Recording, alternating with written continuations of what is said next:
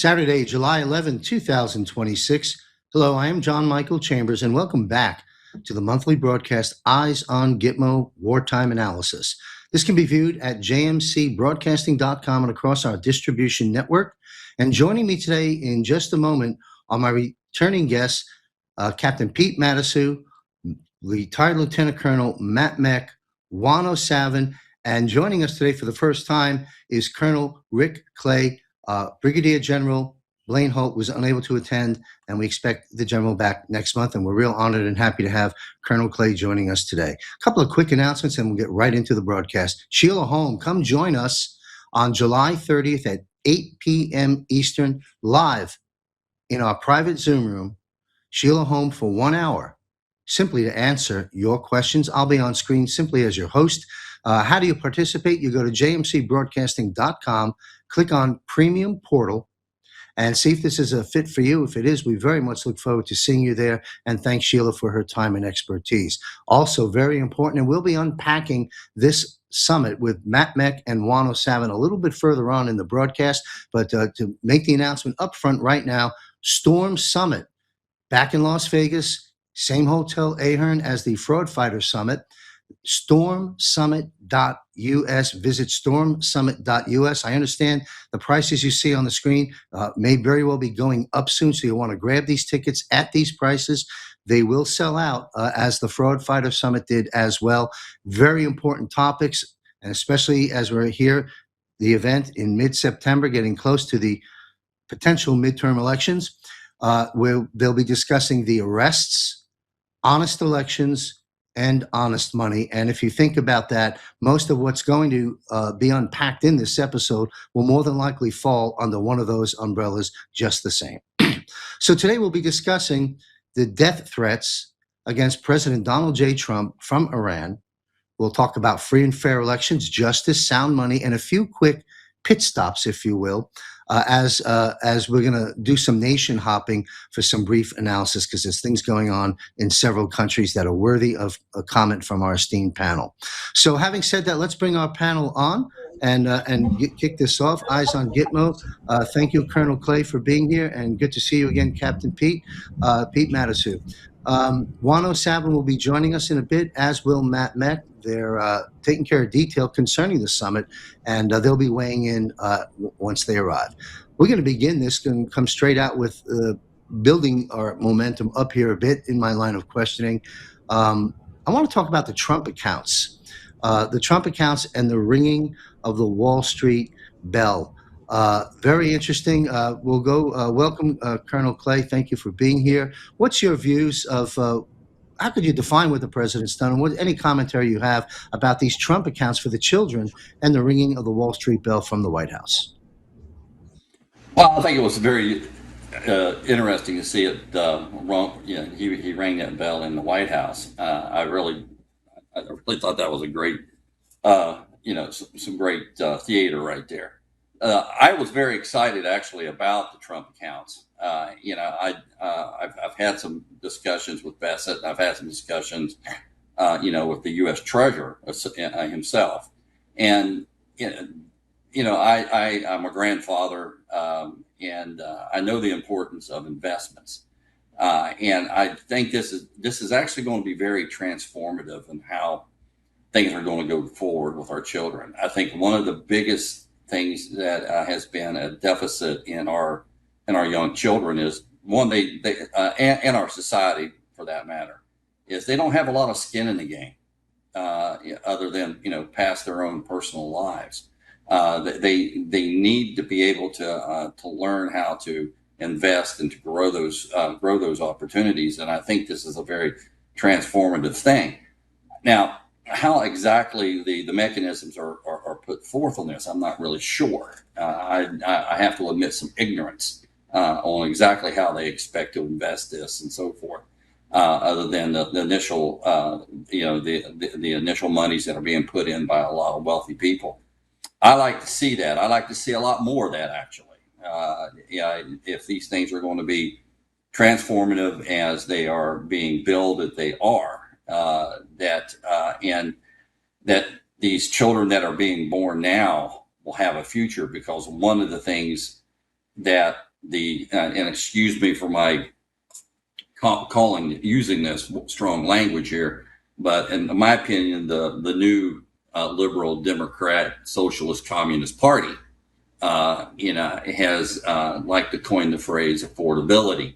And we see this over Mondani and the fact that the Democrats have basically almost elected 28 different socialist, admitted socialists and communists that most likely 2/3 of them will end up in Congress because of the blue districts that they represent. It'd be a miracle if that doesn't happen. But that's structural indicative of what's going on inside the Democratic Party.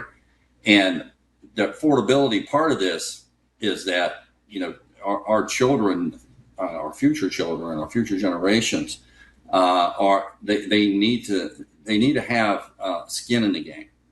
I remember as a child, my parents, buying saving bonds.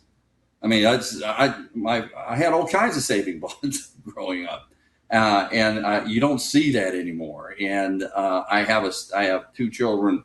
I have a father of four, grandfather of five, and I have two children that are extremely invested into investments. They're very successful on their own right in their careers, but they also day trade on their own, and they take responsibility of the investment strategies themselves, and they have routinely beaten the market on that, and there's been some downfalls of that, as we see the NASDAQ goes up and down depending upon world events.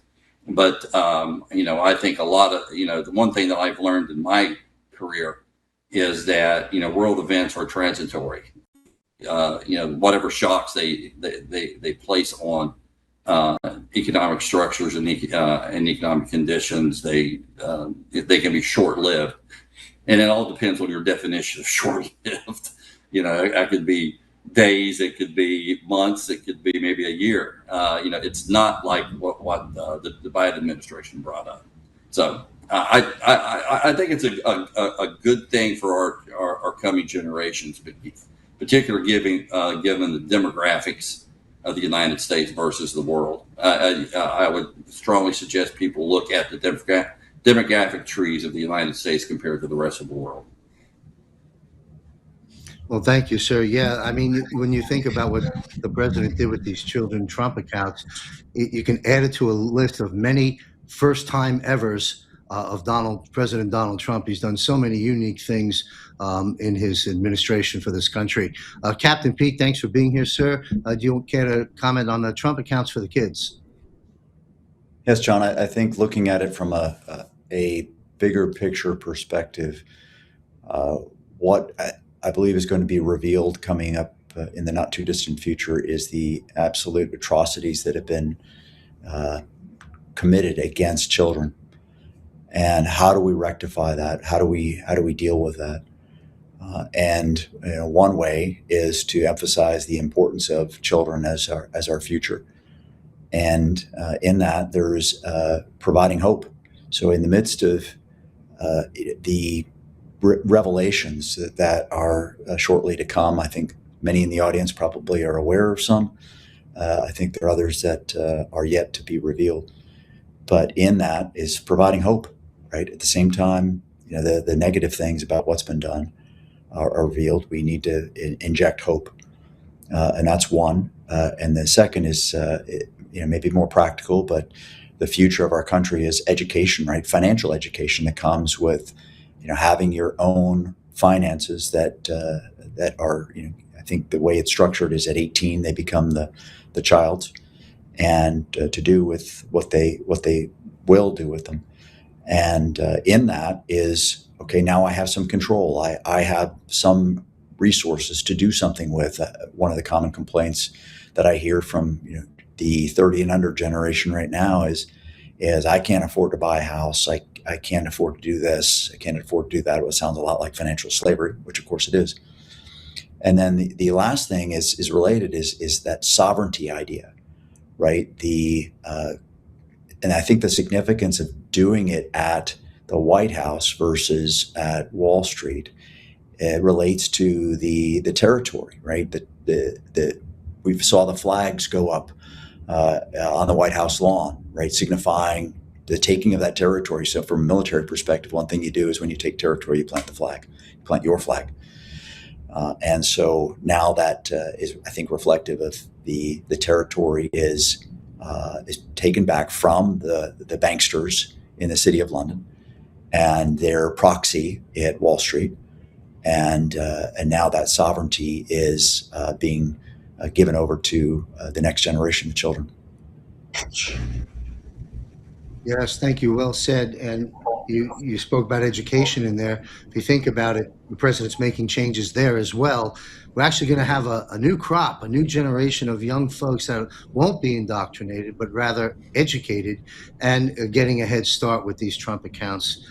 Very, very important. I want to switch gears to something concerning. The death threats from Iran against President Donald Trump are a growing concern. How concerned are you, Colonel?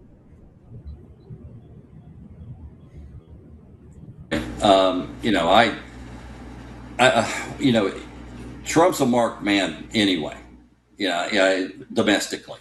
And the establishments after him, as we know, were very aware of the very public assassination attempts. There are several that I'm aware of that are not very public.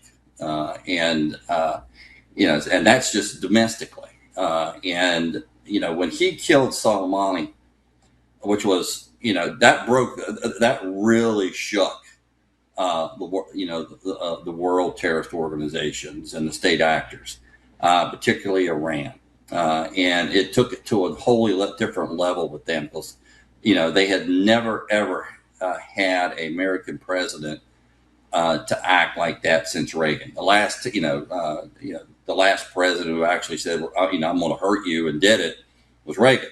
He sunk their navy, or 2/3 of their navy. And that was back in the 1980s. And since then, pretty much nobody's really done too much to him. Clinton and Obama both sent a couple, some half dozen Tomahawk missiles, into Iran and some other proxy places, over the years. And, it was nothing. It was pinpricks. Trump actually went after a key terrorist individual. He was, the commander of the Quds Force. You're looking at a victim of the Quds Force. I was blown up by an IED in 2009. There was an explosive form penetrator, which came from the Quds Force. My whole neck is actually fused because of the injuries I suffered. Now, when he went into to bomb the B2s and destroy the nuclear facilities, that was a major operation. And as I'm sure Pete, is very aware of, the level of sophistication that it did was unbelievable. We actually took over their air traffic control system. I mean, and with ease. We've proven their air defense, air systems are completely worthless. The Chinese and the Russian systems are worthless. They have some lethality to them, but nothing like we ever anticipated that they would be. And then when he took out, when the Israelis took out, the leadership, again, they're not used to that. They're not used to that, and they have consistently threatened violence against him. And there's a well publicized, as we all know, attempt by the Iranians to assassinate him even before this war. And then there's been one since that was uncovered, and there's many more. Now we found out about what's going on down in Cuba, which is something I've known about for a while, but. I take this very, very, very seriously, and I've been arguing with people, concerning, and Pete, I may be wrong on this, but this is my assumption, of what happened in Turkey, when he switched planes. The new 747 is a wonderful, gorgeous aircraft. I believe that the older 747 has a little bit more defensive capabilities that the new one hasn't, and that's because I believe that there's two other 747s that are in the pipeline that are be coming on in 2008 that will have the more advanced air defense systems to that. And at that time, the newer one, the 747 they have now, will most likely go back in the mothballs, be upgraded with its final versions of the what's needed. And the old 747s right now are the safer aircraft. And that's just my hypothesis of what happened, because there was a legitimate, credible threat against his life. And I believe the proximity to Turkey, with their aircraft necessitated that he take the older 747. It was the prudent thing to do. It's because all the planes are just absolutely gorgeous. But I take this very seriously. I take it very seriously. I'm worried about his children. I myself, when I was in Iraq as a presidential appointee, I had a hit on me. I had a $50,000 bounty on my head at one time, and I had to put all of my children back home were placed on house watch. I understand. I understand the complexities of this and the immediate threats, and it's not to be taken lightly. Because there is a deep division within the IRGC right now. The IRGC and the government that we're negotiating with, in my opinion, are two separate people. Are two separate entities. They don't like each other. They are not moderates. Neither one of them are. But other one speaks the language of diplomacy and deception, and the other one only speaks the language of violence. And the one of violence is the one's running the show right now. And I do believe, and I am very much concerned about homegrown assassination attempts on the president. And we all enjoyed just recently the 250th anniversary. And I know every single one of us, one thing that we saw were drone shows, in the swarms. I am very concerned about that threat, and particularly on the president, particularly on any of our national holidays or gatherings. It's not in my opinion, it's not the guy who rides the truck and runs through the crowd anymore. It's the guy who controls the drone swarm is what bothers me and scares me. Well, thank you, sir. With the president recently having stated in a sort of a walk-by press interview that acting DNI Pulte has been authorized to declassify whatever he chooses per the president, there's going to be some things dropped. It's going to be we on the offense in this operation, in my opinion, between now and the end of this year, is going to ramp up, and that will commensurate with, unfortunately, threats and further threats to the president and others. Captain Pete, do you care to weigh in on this? President Trump's safety. It's absolutely a concern, John. I think as the timing of his little meme of bomb, bomb, bomb, bomb, bomb Iran, right, and then these threats is no coincidence. And we also, I think, should draw the conclusion that who's really behind it. Iran's a proxy. Iran's a proxy for the City of London. So ultimately, the City of London and the banksters and the 13 families that we've talked about before are getting squeezed, and they're getting squeezed hard, and their finances are getting cut off, and they're getting attacked on a lot of different fronts. So they're becoming very irrational and unpredictable, and that can be some of the most dangerous time is when it's difficult to necessarily predict what your enemy is going to do and what some of those options are. Some of them could be way out in left field. And so, kind of, echoing what Colonel Clay said about the aircraft. Yes, it's unlikely that the former Qatari 747 in that limited amount of time was able to be equipped with some of the advanced systems that are on the legacy aircraft. And those are some pretty darn advanced systems. So it was probably the prudent move to put him on that airplane versus the other one. But lots of concern for both he and his family. And he's no dummy. I know he's taking precautions. And this is a very, very dangerous time for both, the president, his family, the staff around him, and the country. Let's make no mistake about it. It's not a time to panic. It's not a time to get all upset. But it is time to hunker down and focus. And prayer required.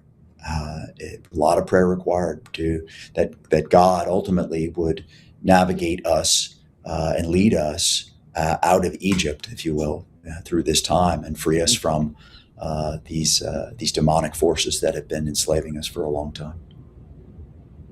Yes, sir. Thank you. I'd like to take a brief hop around the world, if you will, for a brief overview of the following countries. First, I'd like to run this clip concerning the subject we're discussing in terms of Iran. Let's run this clip to our producer, and we'll have a discussion in a moment. A fresh round of strikes from the United States.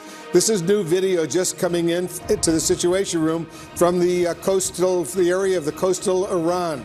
The U.S. Military Central Command saying it has struck 90 Iranian targets to keep the Strait of Hormuz open to shipping.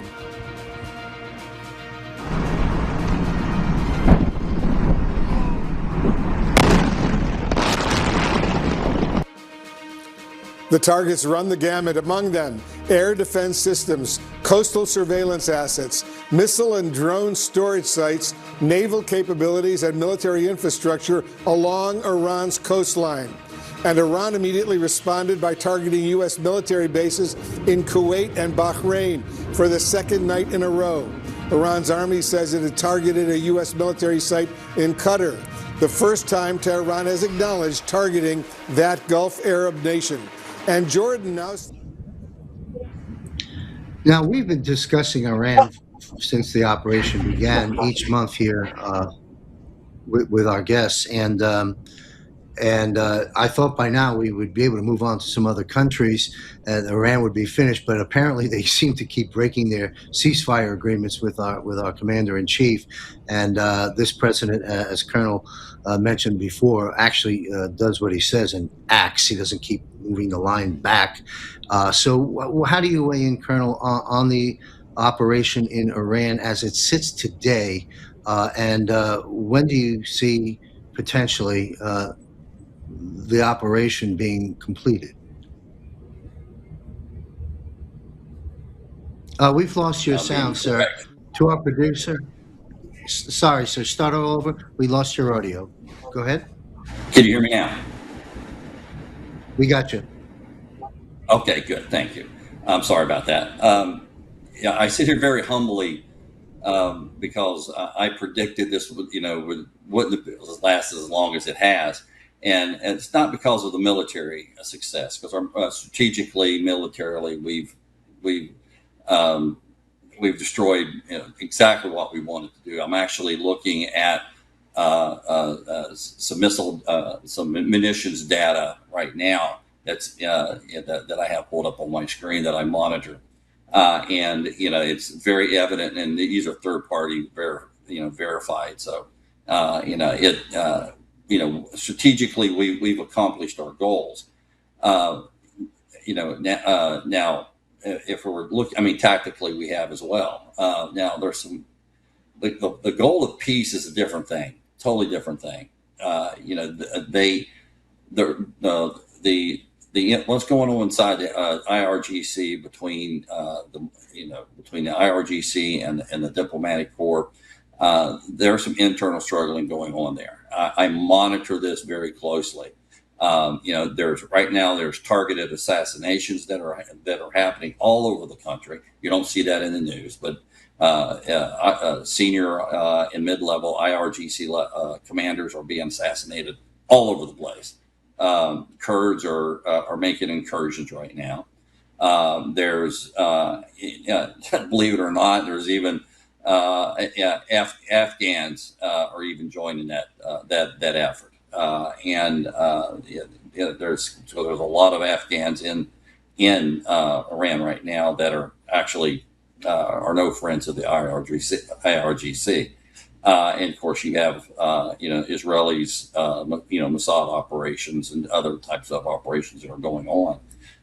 And the peace initiative kind of just, in my opinion, I think we should have kept on bombing for 2 more weeks at least, and then gone into negotiations. I think the negotiations right now are running. The wall they're running into is actually of our own making.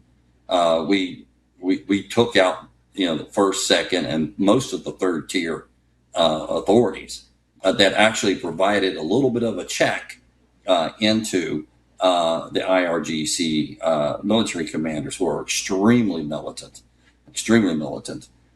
and they want to control. The only card that they had was right now. The only card they have is the Straits. I used to be a firm believer that we should take Cog Island, or at least destroy it. I changed my mind quite fast after we cleared a ceasefire, and I actually looked at the oil, how the oil system leading into Cog Island actually works. It's a free flow system, and there's no need to take Cog Island. There's absolutely no need to destroy it. The reason being is you just don't let anything come out of it right now, and they were already at capacity. Storage capacity, and in their free flow system, that storage capacity actually, they have to turn off everything, and they got to start at the wellheads all the way down to the different pumping stations, all the way down to the cracker, all the way down to Cog Island. And when you do that, you freeze the system up. It becomes just one big clog, and you basically run it worthless. It'll take almost a year, if not more than that, to bring it operational. The Russians faced the same thing with the Siberian pipeline, and it took them almost 5 years to bring that online back in the early 2000s. And so, by doing this blockade, you're not just crippling their economic structure, that was going to the people. You were also crippling. You were going to permanently cripple their oil production capabilities without even dropping one freaking bomb. And that was I believe that was the goal until we started getting into, because they actually hit max capacity. They were actually bringing in old tankers and filling them up. And they had like 3 of them they could only get 3 of them, and they filled them up, and they can't do any more with it. And then we started allowing them to bring the tankers out. I think that what you saw with the strikes on the tankers, the traffic just recently that broke the ceasefire. They finally pretty much, and this is my personal opinion, I really believe that Trump wanted to get through the 250th celebration with low gas prices, and then just go back, and that's exactly what's happened. I predicted that prior to the 250th. I believe that is exactly what came true. Came true. And I would like to add something what Pete pointed out, and Pete is absolutely correct about something here. The IRGC are not the ones stopping traffic. As of right now, I just checked. As of right now, 34 tankers today in the last 24 hours have transitioned the strait. What the bottleneck was the English maritime insurance industry. That's what stopped it. It wasn't the Iranians. And I've been yelling this to my head, and I was somewhat involved with the DFC decision. Trump, when he brought in the DFC to provide maritime insurance, to these transitioning things. When he did that, that absolutely shook London to the core, because that is their pit, that is their cash pig.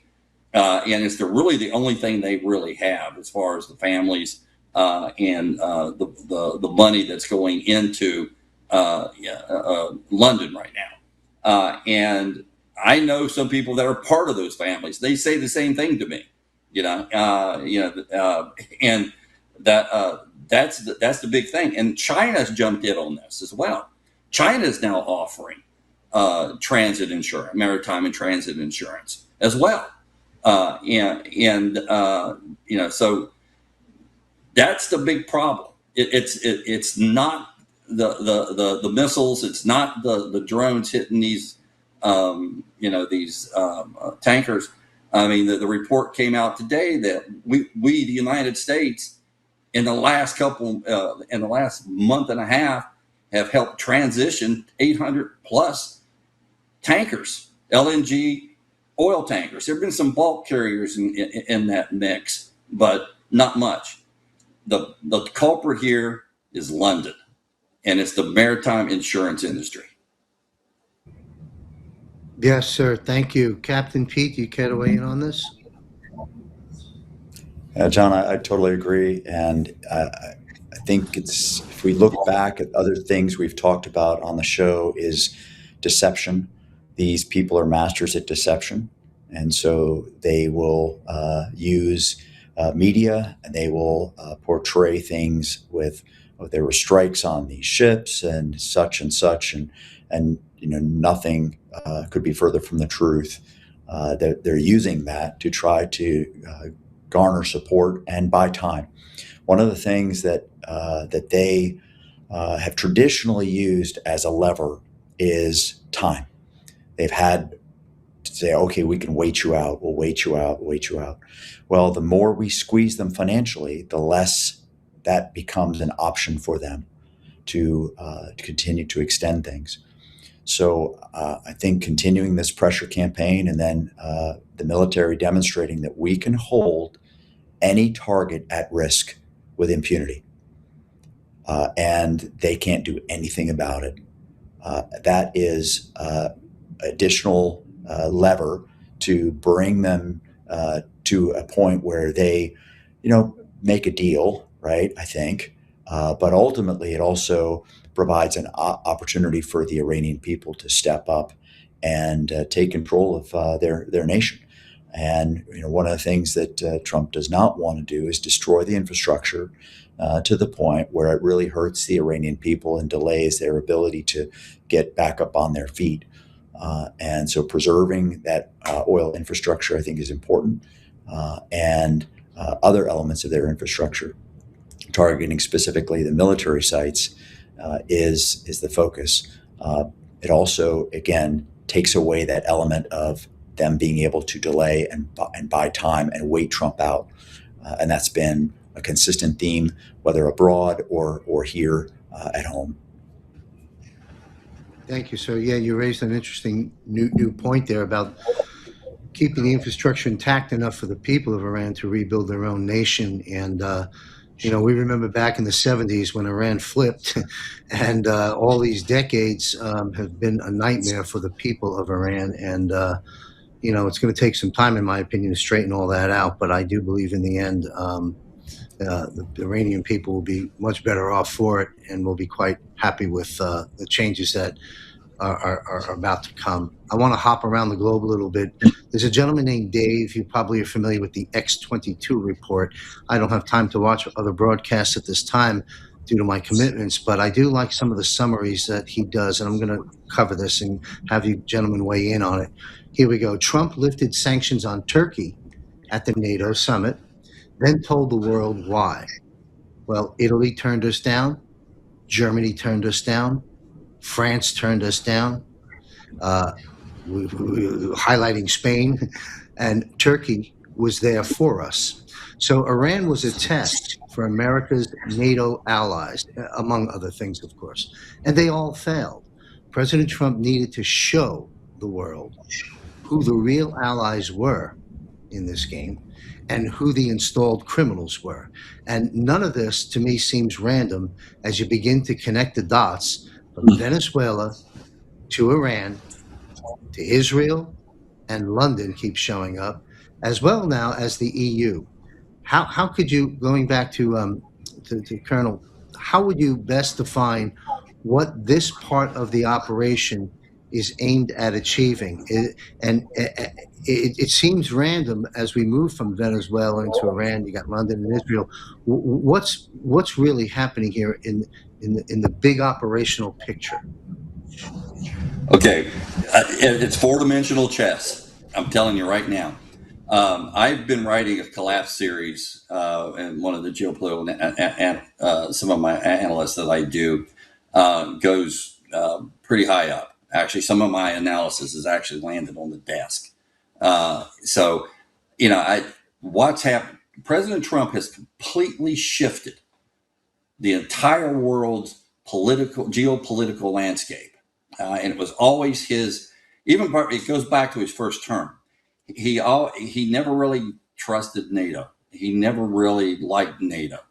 And he recognizes the utility of it, the importance of it, but it's shifting.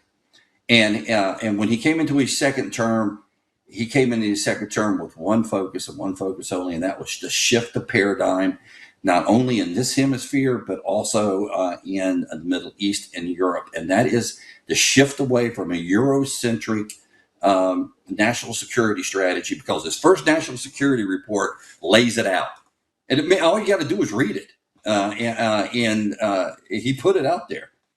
He wanted to switch from a Eurocentric geopolitical landscape to a more Indo-Pacific threat, with China being at the center of that. And he systematically, all these moves that he's making, they're all interrelated. They're not separate. They're not just things that have happened. He has changed in our hemisphere, and this ties into Iran. It ties into Europe. He wanted to change to the Indo-Pacific and what we now call the Trump the Trump doctrine. The Monroe Doctrine. He shifted that. He has the Central and South America politically has totally shifted from that blue wave, what they call the blue wave. They're now everything. All the socialist, powers and governments have now fallen, with the exception of maybe one or two, with Cuba being the most prominent. But it's not going to last much longer. Should have ended about a month or so ago. He has completely changed that. And Venezuela, when you cut Venezuela off, you cut vital oil supplies with energy. His whole policies are revolved around energy. All right. And when he cut Venezuela off, he cut China off from a big supply, as well as Russia, as well as Cuba. Neither one of those countries, even during peace now, can go on the market. They have and they will not get their discounted prices, and they were guiding that oil at a big discount. Now that Iran's off the table, it's the same thing. All right, and so he's changed this whole political scape, and the Europeans just walked right into it. They gave him exactly what he needed to showcase, that, hey, you're not the friends that we need. And quite frankly, the battle that we're going to be fighting a little bit later is in the Indo-Pacific. It's not going to be on your doorstep, because quite frankly, I'm very proud of the Iranians. I don't like a lot of the money that we're sending over there. It's corrupt as crap, but I have to give the Iranians credit. Unlike the a lot of people that we backed in the past, like in Afghanistan, and I hate to say it, even Vietnam, those guys didn't fight. They didn't stand up, and these Ukrainians are fighting. The Poles will fight. The Romanians will fight. I believe the Norwegians will even fight. But they need to carry their responsibilities, and that was what he kept pushing. Now he's at 5. He keeps moving that goalpost up. All they did this war with Iran, all it did was Europe prove to the world what he's been saying all along. They're not really our supporters, and so we've got to shift. We got to shift, and that's what you're seeing right now. You're seeing that big shift. You're seeing alliances that are starting to form in the Middle East that weren't there before. The Abraham's Accords are going to be, I think, if they're carried out to where they're supposed to be, or where we hope they'll go, it's transformative. I did a thesis a long time ago on the Sykes-Picot Agreement, which right after World War I, completely set the stage for the Middle East as we know it now. Right? He's totally throwing that out the door now. That's all being changed. And Iran is just the latest pillar, the collapsing pillar, of this grand strategy. And so he's going to shift. We're going to start shifting. We're already starting shifting. You got to see what we're doing. And I'm sure Pete is absolutely aware of this, of the massive amount of stuff that we're doing in the South Pacific right now, and the resources that we're moving there. And because that's where our biggest threat is. And I have my viewpoint on Taiwan and China is in the minority. I know, and Pete probably knows this too, every war game that there is says China invades Taiwan and they win. So I am in the minority in this. I don't believe that's true. And I could talk probably a whole episode here on that. All right. China is a mess. It's on the verge of financial collapse anyway. I could talk about that for hours. Our adversaries are in the worst position they've ever been in. We are in the strongest position we've ever been in.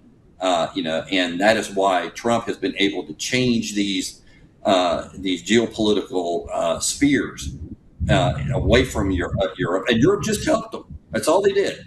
They helped them, and so if you look at the Middle East, if you shift that paradigm right there, Turkey becomes a major player, and the Kurds, by the way. I don't ever estimate the Kurds. Thank you for that analysis. The average person's watching Fox or CNN and the rest of that, and they're not getting the story. They're not getting the story at all. And so I really appreciate your analysis. Captain Pete, what's your view contributing to what the Colonel just said, connecting the dots on all these nations? What is the plan, and how do you see this thing playing out? Sure, John. If we go back early in President Trump's term, and that's a whole nother subject, but back in 2017, he was highly focused on eliminating these multi-country trade deals. And I think and going to more one country with another country, like U.S. with specifically with Argentina, for example, or just unilateral trade deals. And I think a lot of that is playing out with Europe. You look at NATO. NATO has been a cash cow, where the U.S. has funded a lot of the defense of NATO against a propped up Soviet, now Russian threat. That is something that he's trying to break, these multipolar deals, and getting out of that. Additionally, I think, and it's related, is that Trump knows, where the 72 countries where elections were stolen. he knows which countries those are and who's really behind that, and therefore who really pulls the strings on that leadership. And if you look at, for example, how he's recently been treating Giorgia Meloni in Italy, who, oh yeah, she's great, and maybe not. These people are masters at looking one way on the surface, but behind the scenes, they're very subversive.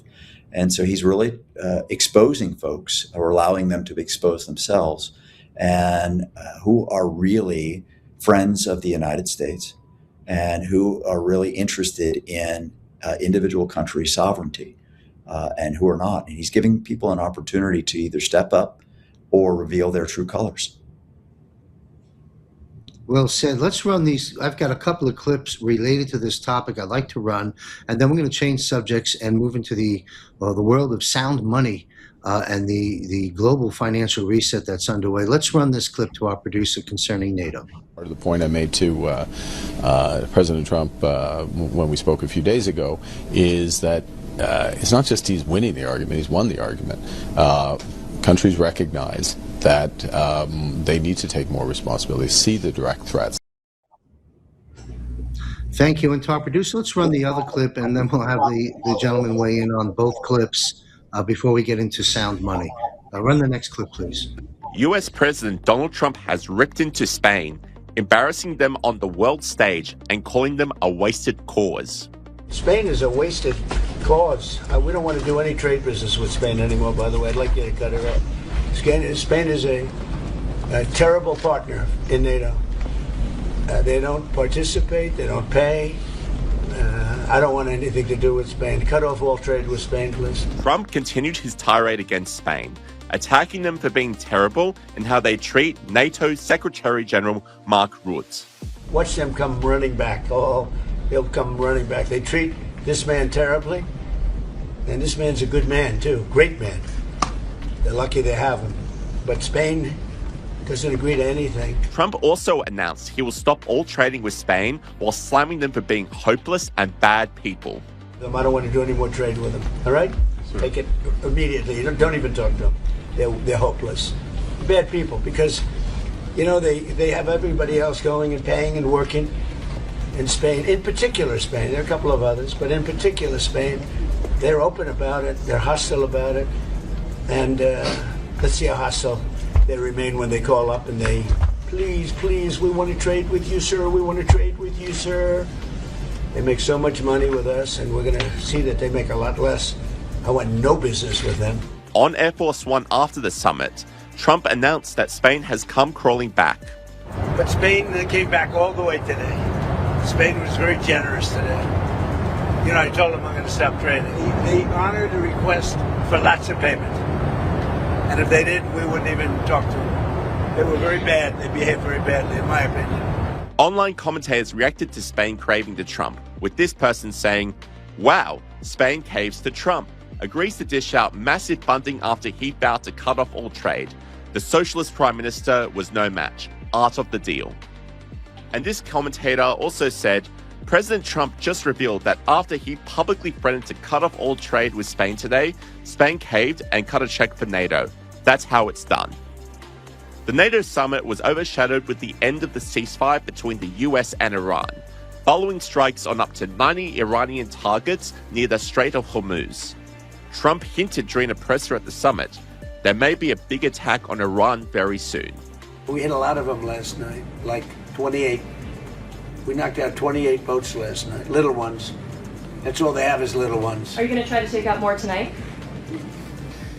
Will we go tonight? You know, normally I wouldn't tell you. But you know what? There's not a thing they can do about it. So the answer is probably. President Trump. Well, you don't have to guess what the president's thinking when it comes to Spain. You know, he's the Muhammad Ali of the executive branch here, and the commander-in-chief going out there and taking no prisoners and being victorious in every battle he is confronted with and bringing to the surface. That's just my quick commentary. Colonel, what's your overall view of the NATO clip and the subsequent clip we ran? Well, it goes back to actually something Pete brought up. One thing that my dealings with the Trump administration is they are very transactional, very transactional. Part of this collapse strategy or this shift that I pointed out previously is exactly what Pete said. Another aspect of that is a major pillar of that strategy was trade. Trade. Trump understood what we had. He understood exactly where our competitors were financially, China, Europe, and so forth, which were in a horrible. They were in a horrible position, and it's just getting worse for him. And he understands that. And as far as Spain is concerned, right, Spain has been under horrible financial difficulties more than almost a decade. They've already had their evergreen moment. It happened 8 years ago, as far as property collapse, and their economy is just going down the straight. The current government in Madrid right now is barely hanging on.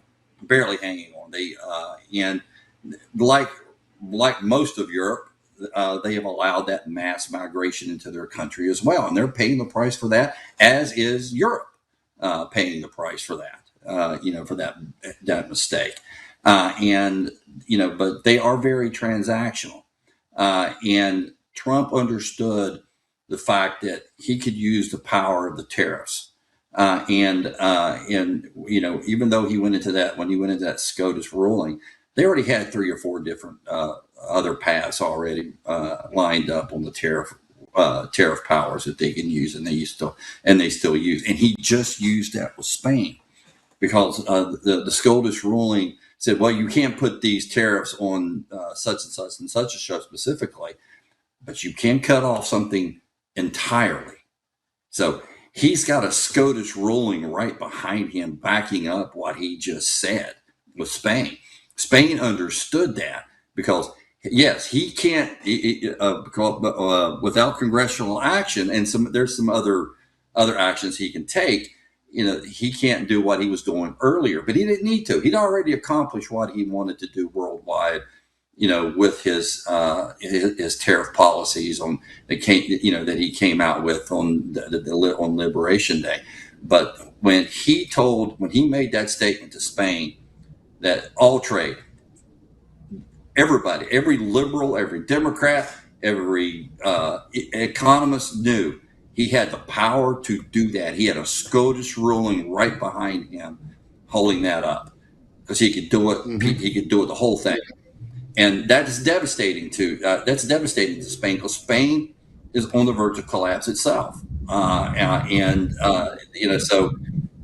and then they also did. Matter of fact, I think they were the more egregious of all of our NATO allies about use of their airspace. At the beginning of this war, and that really upset him. And he doesn't.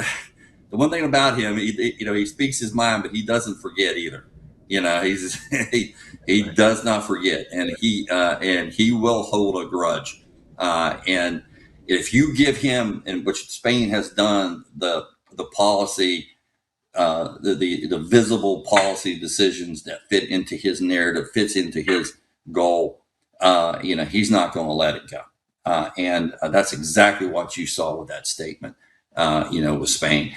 And he knew very good and well that when he made that statement, that they would understand that he's got a SCOTUS ruling behind that he will do it, can do it, and it will be implemented by Bassett. And that if they didn't do, and they did, they capitulated almost immediately. It just shows him again as a strong leader, because he needs, for him to accomplish what he's trying to do, he needs Europe to go to 5%, because he's switching his focus to Indo-Pacific, and to our hemisphere. That's where the real fight is. And as far as Europe is concerned, and I know what I'm about to say is going to be sacrilegious to a lot of people. When the war in Iran and Ukraine stops, Ukraine's not the prize. Moscow's the prize. Moscow's biggest enemy is not NATO, it's China. And their desire to get Siberia, and the resources are in Siberia.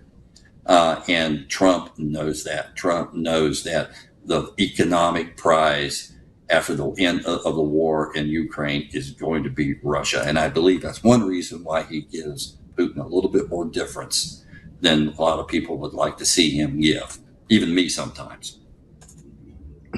Well, thank you. You know, what's been running through my mind, listening to the analysis, watching the clips, watching how the president's handling NATO and Europe and so forth, seems like we have no BS. We have our modern day General Patton right here in President Donald J. Trump, in my opinion. Captain Pete, your views of this? He's a straight shooter.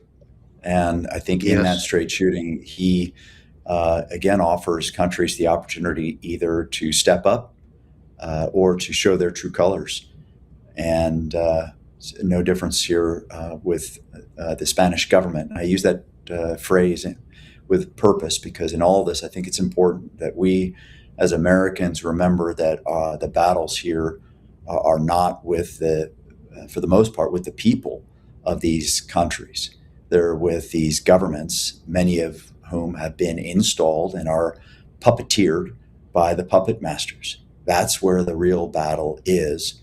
Obviously, at a top level, it's a spiritual battle, but it is not with the people of these countries. The people of Spain are great folks, and the people of England are great folks as well.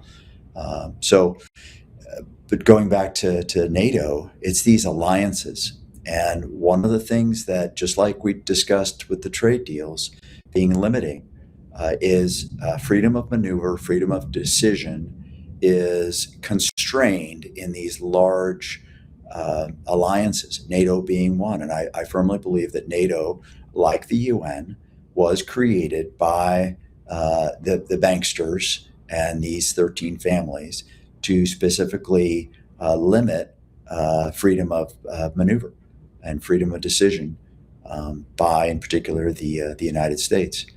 So I would suspect that within about 10 years, that NATO will no longer exist, and likely the UN as well. With the Trump doctrine really taking foothold, that these Rockefeller-created organizations will disappear as sovereignty reigns in America first, Spain first, England first, Russia first, etc. That those individual countries rise up. The people of those countries take their history and their heritage, and they really form their own true sovereign nations where they're not puppeteered by folks out of the city of London. Great change taking place. And, I've always said this, and it looks like it's coming soon, as you've indicated, potentially in the next 10 years, concerning the UN being done. If and when that day comes, and I believe it's coming, and hopefully sooner than 10 years, I'd like to see them evicted out of that building and just put a big Trump tower, convert it into a Trump tower, and let's get on with the business of being America. Let's change the subject and move into the area of sound money, something that Juan O'Savin will be talking about with his panel at the summit there in Las Vegas, September 10th through 13th. Sound money. You don't go after the Federal Reserve until you bring manufacturing back. You don't go after them until you have the income system built. You don't go after them until you secure the gold. You don't go after them until the parallel economy is fully established. President Trump has been checking every single box. The Fed's days, in my opinion, are numbered, but the timing has to be exactly right. To transition away from the central bank debt system, President Trump needs to build the income system first. We hear a lot of chatter about that from the president, from Scott Bessent, and also from Elon Musk, high universal income, for example.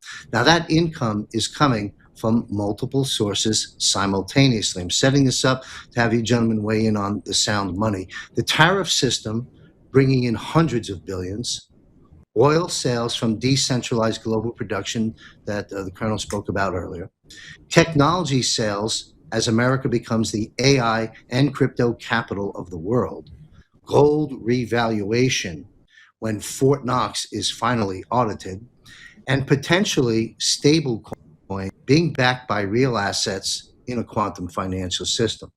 When you put all this together, President Trump is building a completely parallel economic system that generates income for the government instead of requiring endless borrowing from the Federal Reserve and excessive unconstitutional taxation of the American people.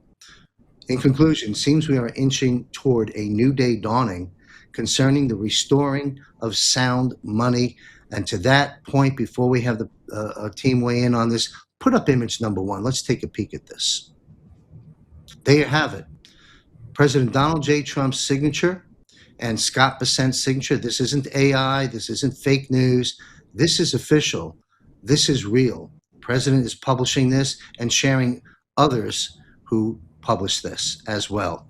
So before I move us into some other aspects of this, how would you like to weigh in on the commentary that I've just provided, Colonel? Because one last thing, the president, I've said this before, in the first election of 2017, when he brought the military out at the inauguration and stated, "I'm giving you back your country. I'm restoring the power back to the people." You can't fully live up to that pledge and promise if you don't have God's money, constitutional money, sound money reinstated. And so I see the dots being connected towards a very new day dawning concerning that. What's your views, Colonel? Well, that's a big subject. I can tell you that right now. And it goes even to stuff that Pete has brought up. We've talked about already, the tariffs. That's that. Why did President Trump, when he first came in, go after tariffs real bad? And you mentioned manufacturing, and because he needed to reshore everything. I'm involved in a lot of that reshoring right now, and there's a national security problem crisis that we are currently in that a lot of people don't even know about, and it will be in about a month. It'll be everybody will know about it, and it is transformative, and it's it's indicative to what I'm seeing, and that is from a national security level, also to an economic level, national security, and that is the power of the president, what he's done with these tariffs to try to reshore all these critical supply lines into the United States. The shift that you see that I've already brought up into the Indo-Pacific, and then the statement that I made about the prize is not Ukraine, the prize is actually Russia. And I'm not talking about Putin Russia. I'm talking about just the resource Russia. It's because it's the supply chain. And he has very, very aggressively under the table and visibly gone after the reshore that supply chain in many instances, and bring those core manufacturing back. And you have to bring them, and anybody involved with manufacturing knows you can build the most beautiful technological advanced plant that you want, but if you don't have the natural resources to feed it, it's just nothing but a big old building, and his energy policy and the energy initiatives that he's going through, and he's bucked so much of this economy that everybody was wanting to build on green energy, and I'm not a naysayer completely about green energy. You're looking at a guy that helped build two huge hybrid solar and wind farms out in Indiana. But one thing I've learned, and I've done some hydro as well. Those particular technologies cannot match what we call the fuel escalation that a country has every year. It only takes care of part of the fuel escalation that happens yearly, that is natural in all of developed countries. And the world and these big families that we keep, referring to, wanted to see the United States to actually slow down its economy, and the way that they did that was green energy. Green energy was a boondoggle, particularly on the scale that they're doing. I think it does have some utility in certain places and in certain markets, but it's not the panacea that everybody makes it out to be. Hydrocarbons are are exactly what we need now. The transition into SMRs. I'm a big proponent of SMRs, and you're going to see those things come online, and the president is pushing those quite heavily. And it's changing that, and it's changing the economic monetary policy as well. And that was one reason why he brought, he wanted these tariffs to come in. They're bringing in a tremendous amount of money.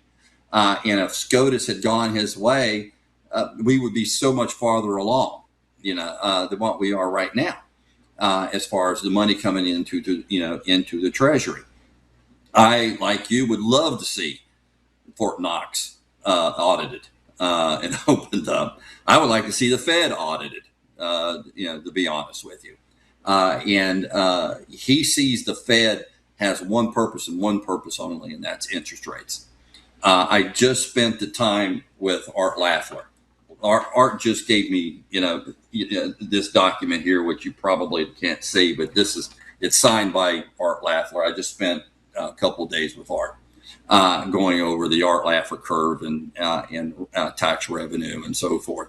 And Art is one of the chief advisors to the president right now, and he's absolutely right about this. We pointed out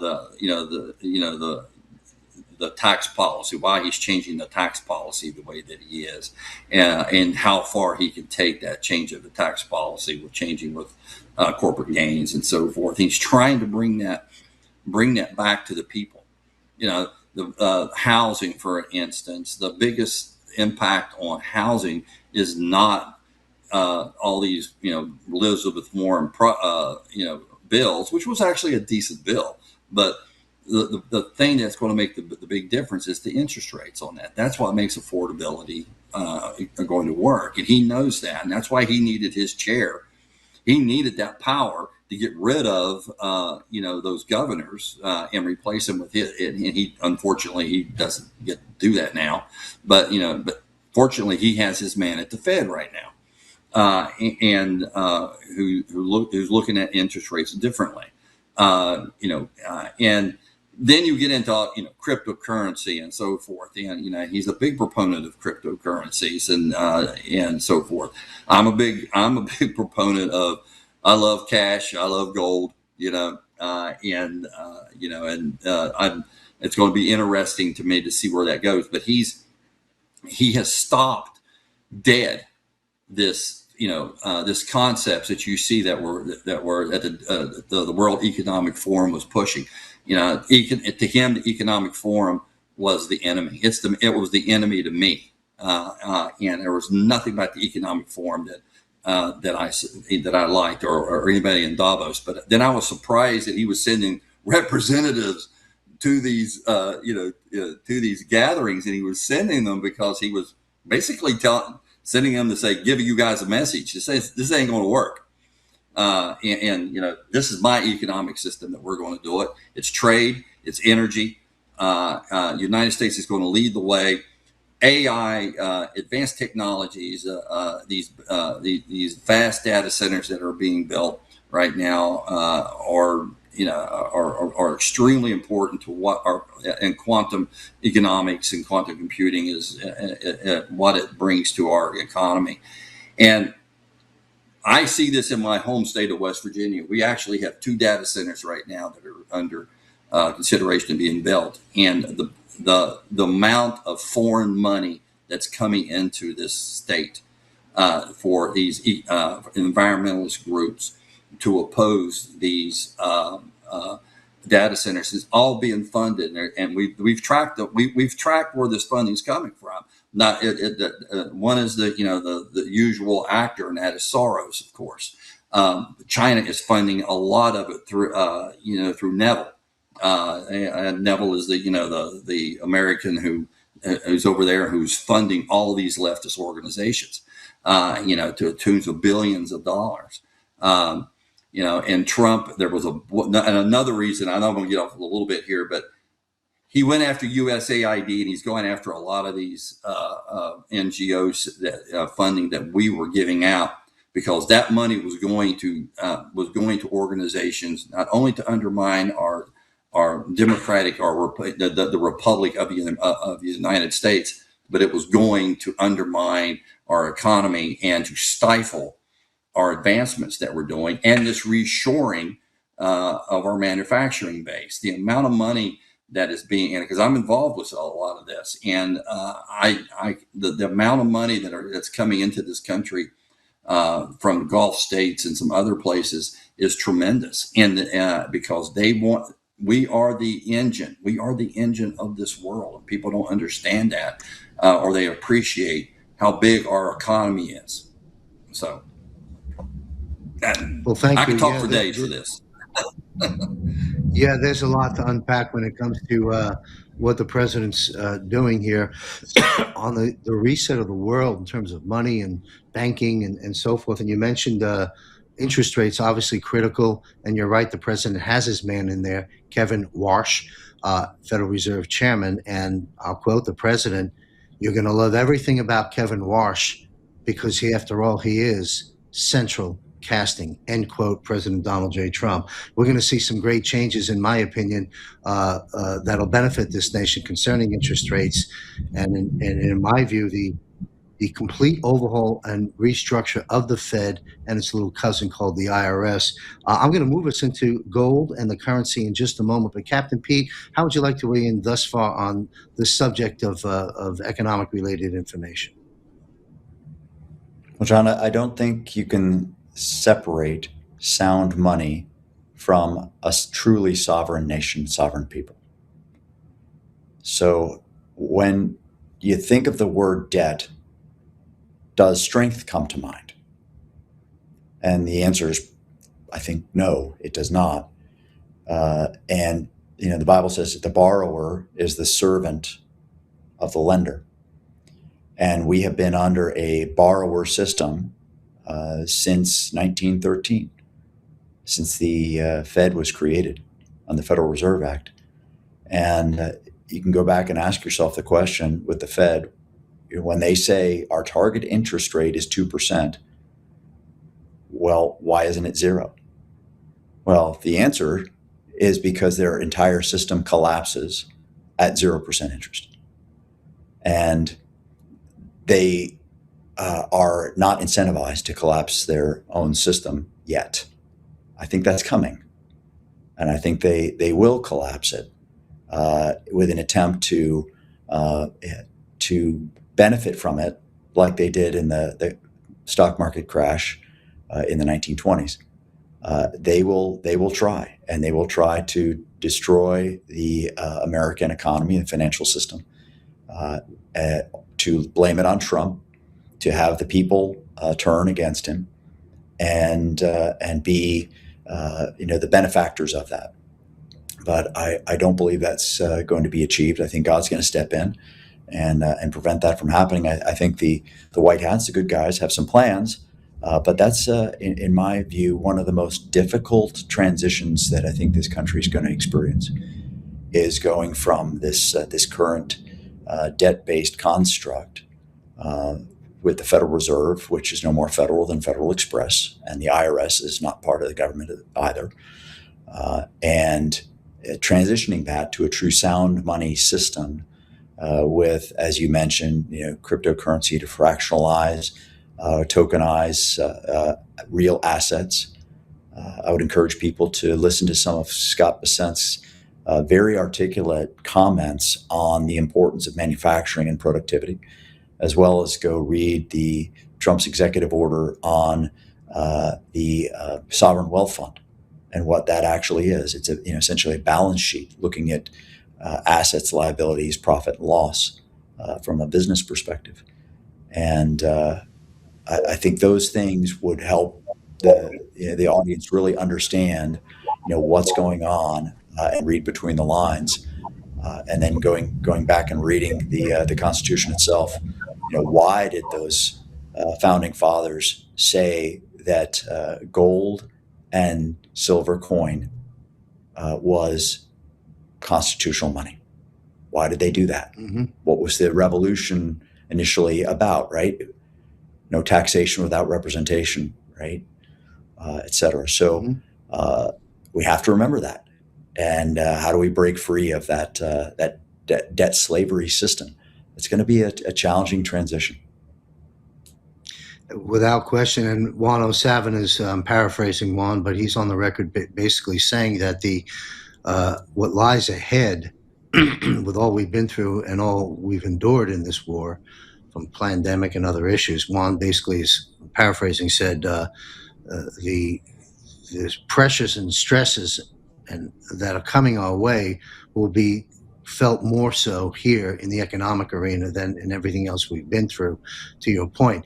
And that takes us into sound money. We're going to jump into this. You can't talk about sound money without mentioning gold, as you've just alluded to. The constitutional money weights and measures gold and silver. So the U.S. Mint just priced the 1 ounce Liberty Bell gold coin at $19,600 an ounce, whereas the Fed has it on their books forever at about $44, $42, and it's actually trading at about $4,100. But yet the U.S. Mint has just priced the 1 ounce gold Liberty coin at $19,600 an ounce, and silver at $1,500 an ounce, where silver today is trading at about $60 an ounce.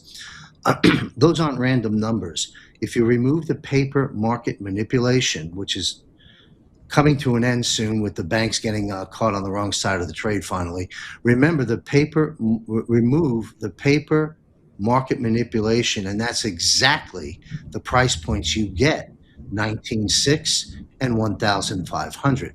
Is the U.S. Mint projecting the revaluation? Because the math checks out perfectly.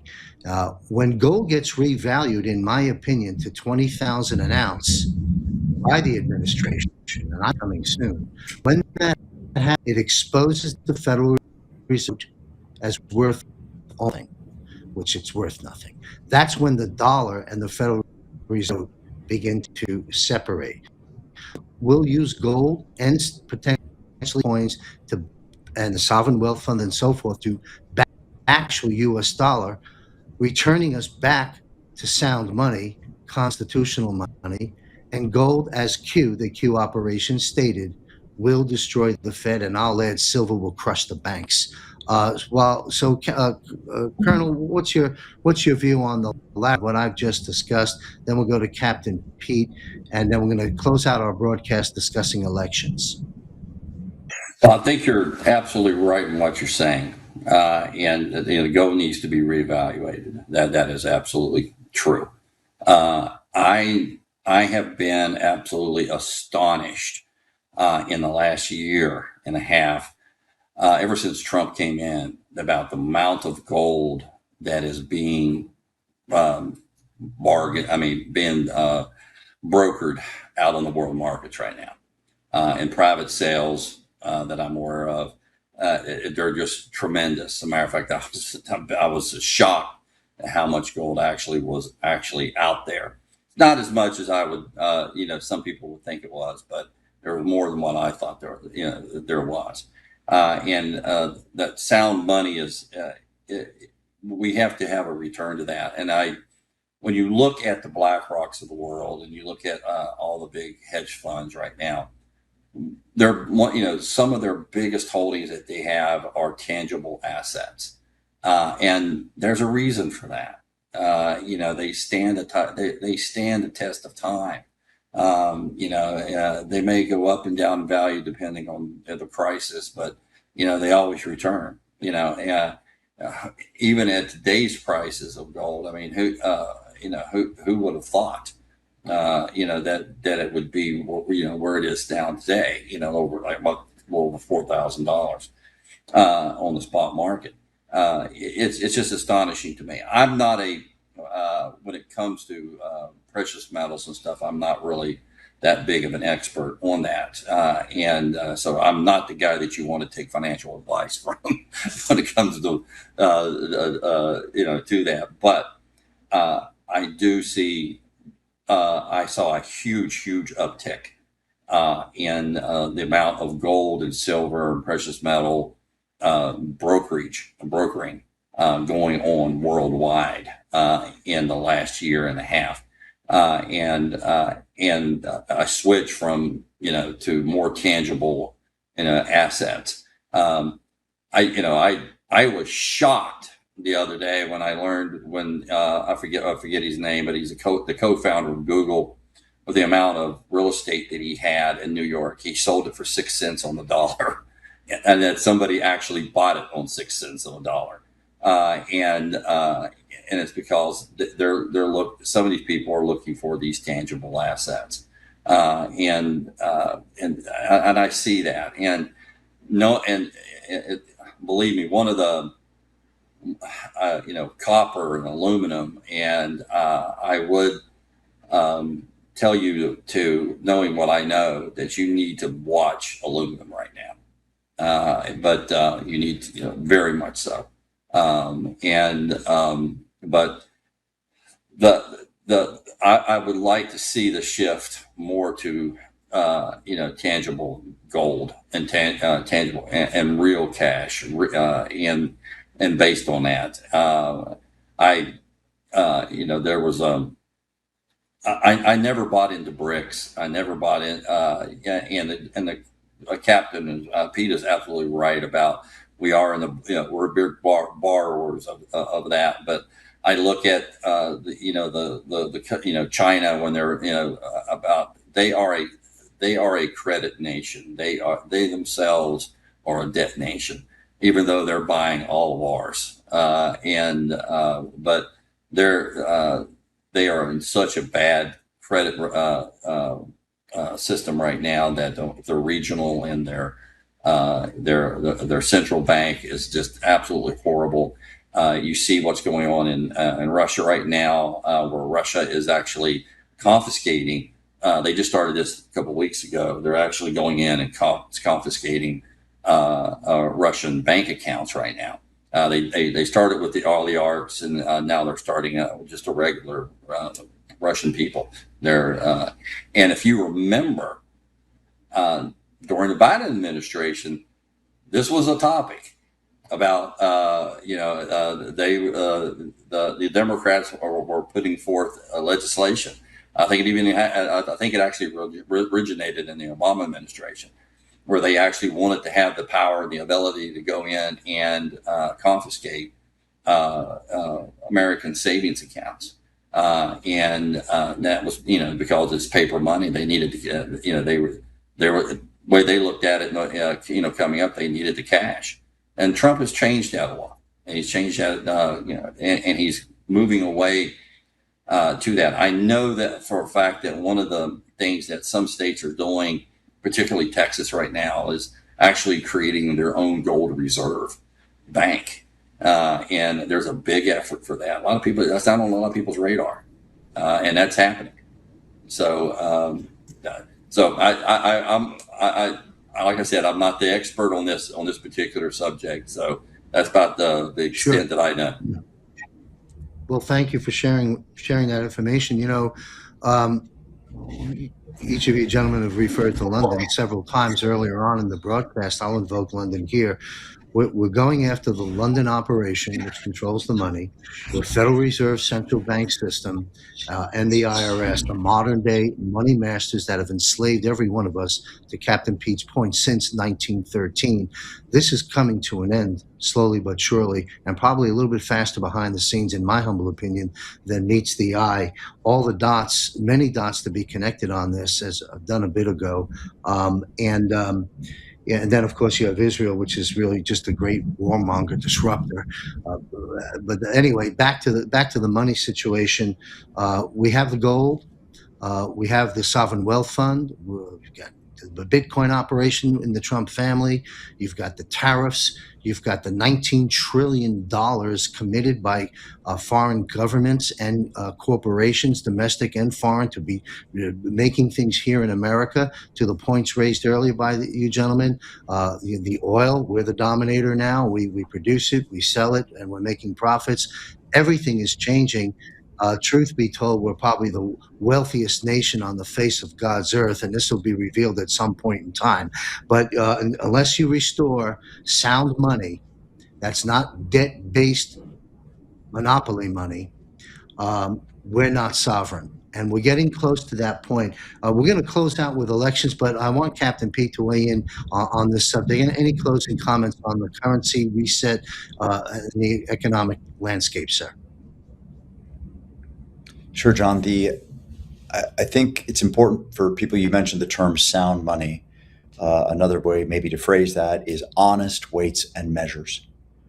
And we need that honesty because if you look at individual sovereignty, the value of people's work and the value of people's productivity and creativity, you want a honest measure of that, something that is not based on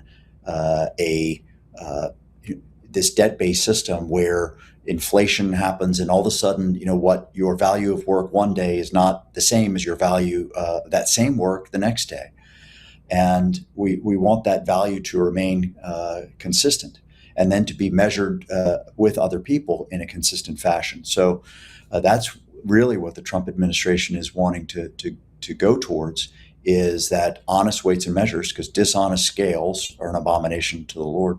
And fundamentally, that's a problem. You've talked about silver. Well, again, the slave system, and Jesus was sold for 30 pieces of silver, the price of a slave. And so, wouldn't it be that God would use silver to destroy their system of slavery? That's a great way to close out the segment on sound money, because God always wins. And what a chess move there. And it's coming. It's coming to a theater near you, folks. We're going to wrap this broadcast. Well, before we do, just a quick announcement, if I can steal a moment, to the viewers on the subject of the economy. I'm launching a special broadcast. We don't have the date yet, but it's coming in the next couple of weeks with Mel Carmine, Captain Rob Cunningham, and recovering banker, Mr. Will Barney, who's doing great work. We're going to hold a crypto QFS 2-hour breakdown, really a curriculum and education from color by numbers all the way up to an internship level, understanding some of these things with these folks. So stay tuned for that. One more quick announcement. The Global Financial Reset show that we've been doing in our second year now, weekly live, is now moved to a monthly. And on August 5th, we're going to resume our panel, and Will Barney, Bill Armour, and Captain Rob Cunningham will be there to break down any of the events that have transpired, because we want to keep following this. We are going to be restoring honest weights and measures, a trustless system once the QFS is up and running. And these are a series of steps, and we're going to be following these series of steps until we reach our ultimate goal of being sovereign and having our constitutional money restored. All right, putting that to bed, President Trump terminates all members of the Election Assistance Commission ahead of the midterms. President Donald Trump on Thursday night last week reportedly terminated the members of the Election Assistance Commission, which is an independent commission that assists election administration officials worldwide. We have a lot of things on the table right now concerning free and fair elections. Again, you don't have a country without free and fair elections. And to Juan's point, 2020, it ain't over yet, and it isn't over yet. You've got the Save America Act that's probably dead on arrival. You've got the president that has declaration emergency powers, and Juan is on record, and many others forecasting more than likely midterm delay, 3, 6, maybe 9 months, because we're not ready for free and fair elections. And I'll put this on the record, and I said this on other shows. I don't believe in my lifetime, I'm 68, I don't believe we're ever going to have another stolen election in our country. And I stand firm on that. And I trust the plan, and I trust God, and I trust the anointed President Trump and the White Hats and the military to make sure they don't steal another election from us. But that's just my opinion. Colonel, what's your take on the exposure of election theft, which is clear since 2020, and how do we ensure free and fair elections? And would you concur with Juan that we're more than likely going to have a delay in the midterms? And do you think that's a good thing? No, we've got no sound. Can you hear me now? Hello? Yes, we hear you. You got to release my mic. We hear you, sir. We hear you. Okay. All right. When there's a technical problem, it's usually me. So, It's actually anyway. on our end at this time, but go ahead. Okay. But no, I don't think we'll have a delay in the midterms. Now, I could be wrong, but I don't think we will.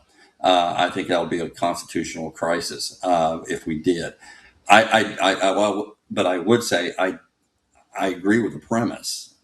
I do. But I really hope that our elections are fair and that they happen when they're supposed to. And that's American citizens only vote in those, in those elections. I am a big proponent of the Save America Act. It is absolutely disgusting that there's a handful of Republicans and they're the usual actors that are standing in the way. One of them right now is I think he's a vegetable now. I hate to say that. God bless his soul. I don't mean to say that in a damning way. But I understand where the Democrats come from because they have to have it. And that was one reason why we closed the wall. That's one of the many reasons why we closed the wall. And what we're doing with the voter rolls, what we're doing with Doge, we have seen this ever since the 2020 election, and since Trump has come in, we have seen time and time again down in Georgia, down in Arizona, officials being arrested, information being confiscated. A good friend of mine is a reporter. A lot of people know her, Laura Logan. I've known Laura for a long, long time. She has done some excellent, excellent work on election interference, along with Michelle Hartley, who's led a lot of lawsuits, particularly in Arizona, to uncover what was going on there. And there's more and more to come, even up in Michigan. But one of the things that Laura brought out, and I started looking into it, right after the 2020 election, and we've touched on this a little bit, was Venezuela. The system, the voting system. What's the name? What was the name? I'm having a brain fart here in a minute. The election system that counted the votes.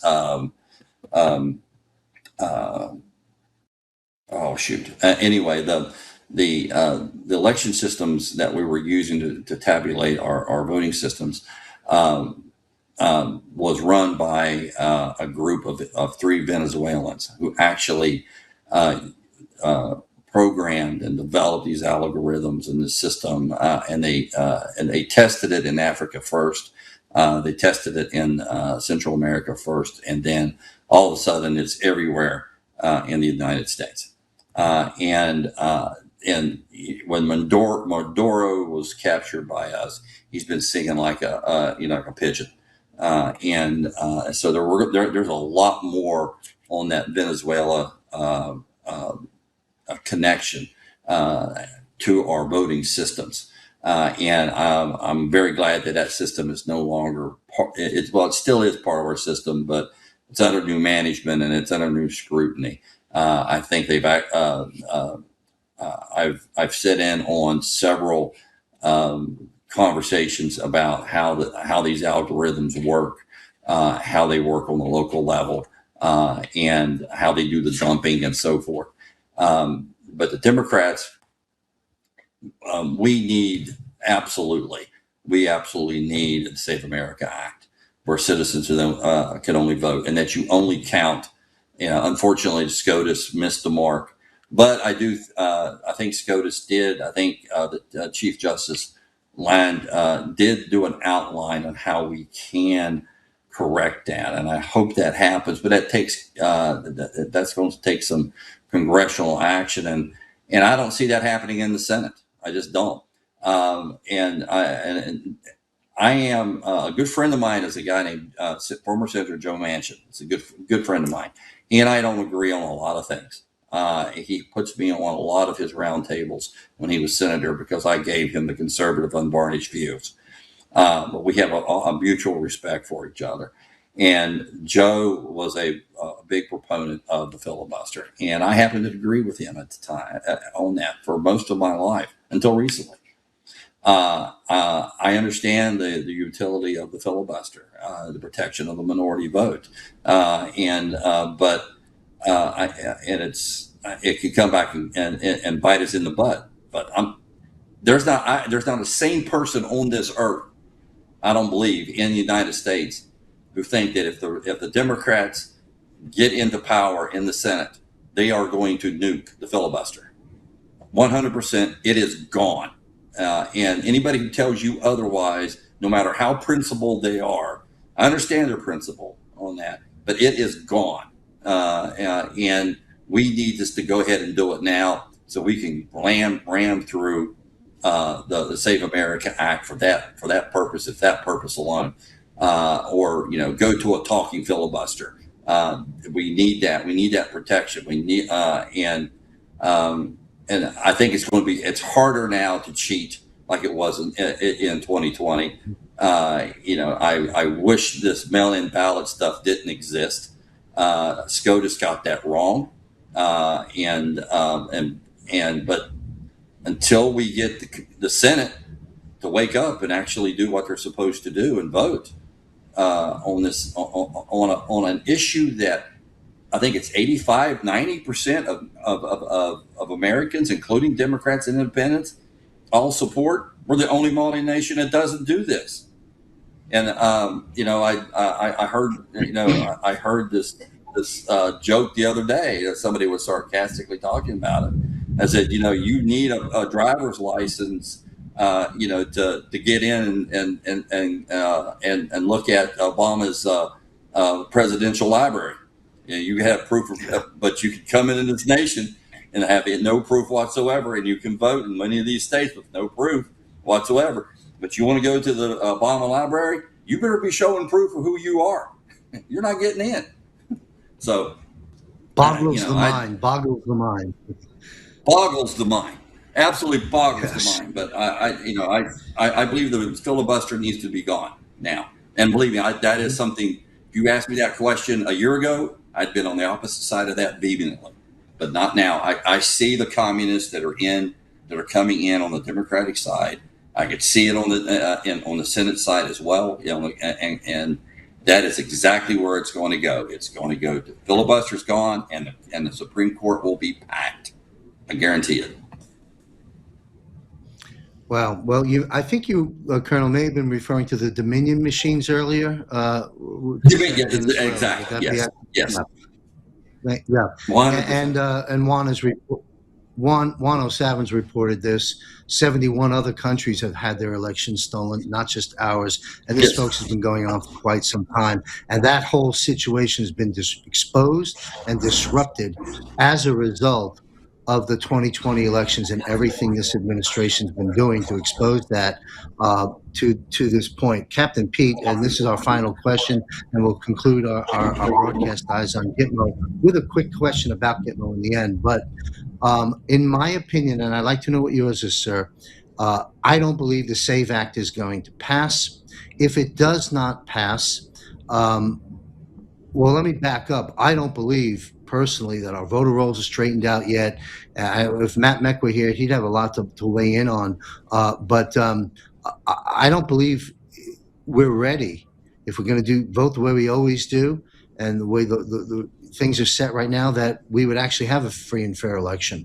And I don't believe the SAVE Act is going to pass. I could be wrong on all counts. These are my opinions. And if I'm right about these things, that we're not prepared for a free and fair election, the SAVE Act is not going to pass, that leaves us, in my opinion, with two options. One, the president declares a national state of declaration of emergency specific to elections and bypasses it with the use of military for supervision, making sure people come in, with their ID and all the protocols, and we count paper ballots, and assures a free or and to the colonel's point, it could be a constitutional crisis, could create a lot of problems.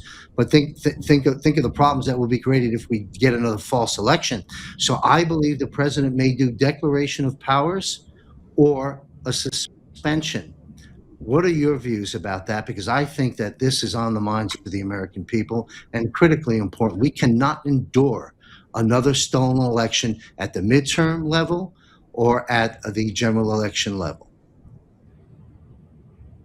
Well, John, I would say that to think that we would have a constitutional crisis if the midterms did not occur on time, I think maybe we missed the point that we've been in a constitutional crisis for the last 25 at least years since our elections have been manipulated, stolen, and we have very, very strong evidence of that. I've seen it personally, and the illusion of a constitutional republic we've been living under is largely the result of the illusion of our election system being free and fair and in control of the people. And that they create this illusion to, again, as a control mechanism. And so if we look at coming up on the midterms, I think we've been, again, conditioned to think that if we can control the House, if we control the Senate, from a conservative perspective at least, that things are going to be fine. But that ignores the point that a large majority of the people that are in office today, in the House and in the Senate, federally and even at the state and local level, were placed there.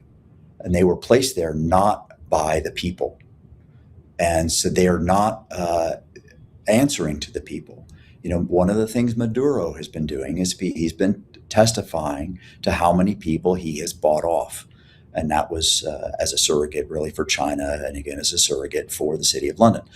So these people are being controlled. So to say that we need to proceed with the midterms and we need to have free and fair elections to the midterms, and that's going to make everything just fine, is, in my personal opinion, absolutely false. So let it be clear, this is, again, my opinion, that President Trump must declare a national election emergency and start the process of fixing our election system. We need to go to paper ballots, same-day voting, eliminate mail-in ballots only with some specific exceptions and with proof of ID, kind of like an affidavit that you're going to sign, that you're going to go in and do that, have that mail-in ballot. They're very risky, mail-in ballots. And then no machines. Hand count, paper ballot, counted the same, count where cast, smaller precincts. And that's the system that puts the power back in the hands of the people at the local level. And that's going to take a little bit of time to do. And in the process, what do you then do? Because here, in my view, is the real constitutional crisis. What do you do with the people who were elected fraudulently? What do you do with the people and the decisions that were made supposedly on our behalf, but really not? What do you do with those decisions? Do you repeal all those decisions? So that, in my view, is the real constitutional crisis, and the thing that we're going to have to grapple with is because we have allowed our elections, right, in the interest of comfort and the interest of sitting back and not being participants in the ruling of ourselves in this nation. We have allowed this to happen. Right. Well, now we really have a crisis. What do we do with the criminals and the criminal activity that they have put upon us, and we have essentially allowed. Right, that's the real question. You in my ra- mind. you raised some great points there, and I'll tongue in cheek answer that question. What do we do with them? Well, since we can't get justice in our bought and paid for corrupt system, which, by the way, all those attorneys and judges took an oath not to the Constitution, they took an oath to the enemy. They took an oath to London, for the British, what is it, registered, the bar, British. Thank you very much, sir. Right, and I think in due time, the latter part of your statement, these people they're not going to get served. Justice is not going to happen within the court systems right now because of the corruption there, and that's why Gitmo and 3, 4, 5 other locations are very, very busy, and I think they're going to continue to be busy for some years to come. And I'm going to close out with Gitmo, but before we do, let's put up to my producer the flyer for Wano, Savin, and Matmex Summit. My apologies. General Holt was unable to attend today. We look forward to General being back. We thank the Colonel for stepping in and joining us. It's been an engaging discussion. And Matt Meck, very busy taking care of this summit. And Juan tried to patch in several times. My producer alerted me. Very bad transmission. We're unable to get Juan in. But this has been a very good episode and very informative. And I want everyone to consider attending September 10th through 13th at the Ahern Hotel in Las Vegas, Nevada, Wano Savin and Matt Meck's Storm Summit, stormsummit.us.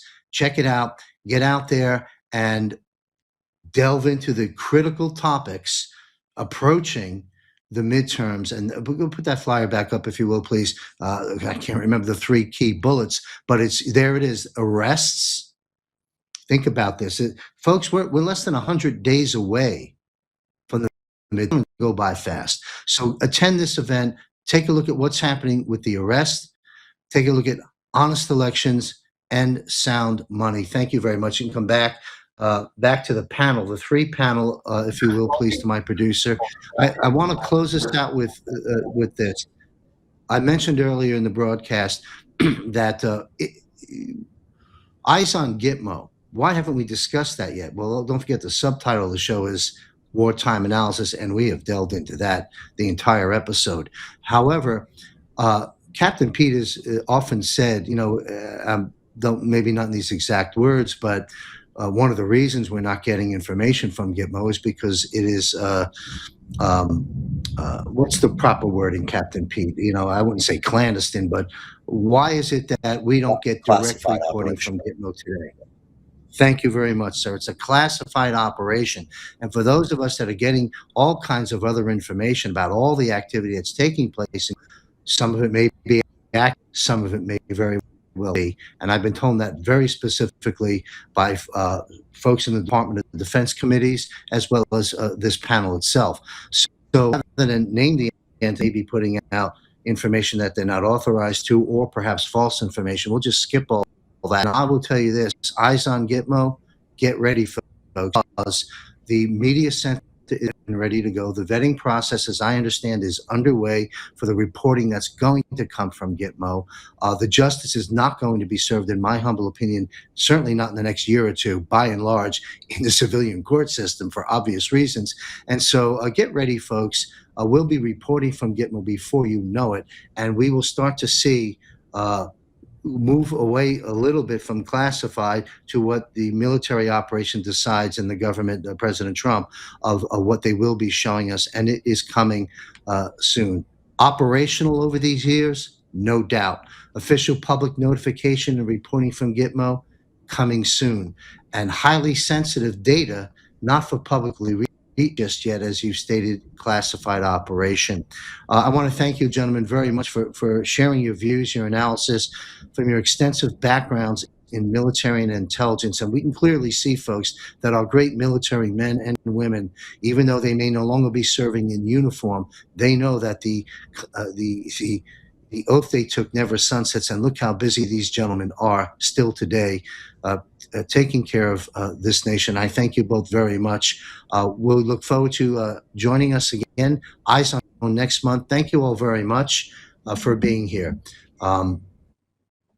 To our producer, yeah, thank you. I can't thank our panel enough again for their time and expertise. And on behalf of patriots across this country, we salute you, gentlemen, for your continued service.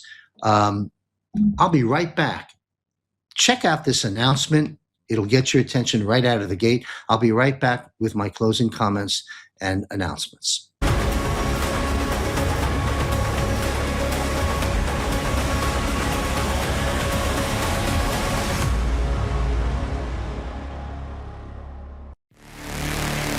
Since President Dwight D. Eisenhower, top secret files were created concerning off-world activity and visits to planet Earth. Undoubtedly, over the decades, these files have grown. Area 51 is commonly known. We've heard and seen images of UFOs, but not until now has this been validated and presented to the American people and to the world as President Donald J. Trump released the first tranche of top-secret files. This is the beginning. There's much more to come. Join John Michael Chambers and guests on a new monthly panel, JMC Broadcast, Off-World with JMC. Premiere episode launches Thursday, June 18th at 8 p.m. Eastern Standard Time. Subscribe for free by visiting jmcbroadcasting.com and join us on this intriguing and challenging journey together, taking the Great Awakening to new and higher heights. Come travel through the portal with us. Where we go one, we go all.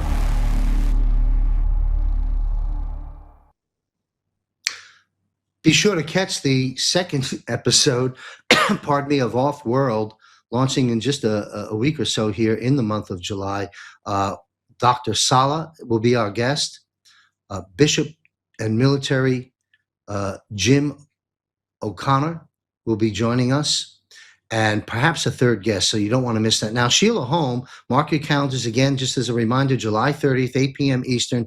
She's in live on the Zoom, private Zoom room with me as your host to answer your questions for a solid hour. Visit jmcbroadcasting.com, click on Premium Portal, and come join us on July 30th at 8 p.m. We've had Juan O'Savin, we've had Mike King, we've had Will Barney, we've had Mike Jaco.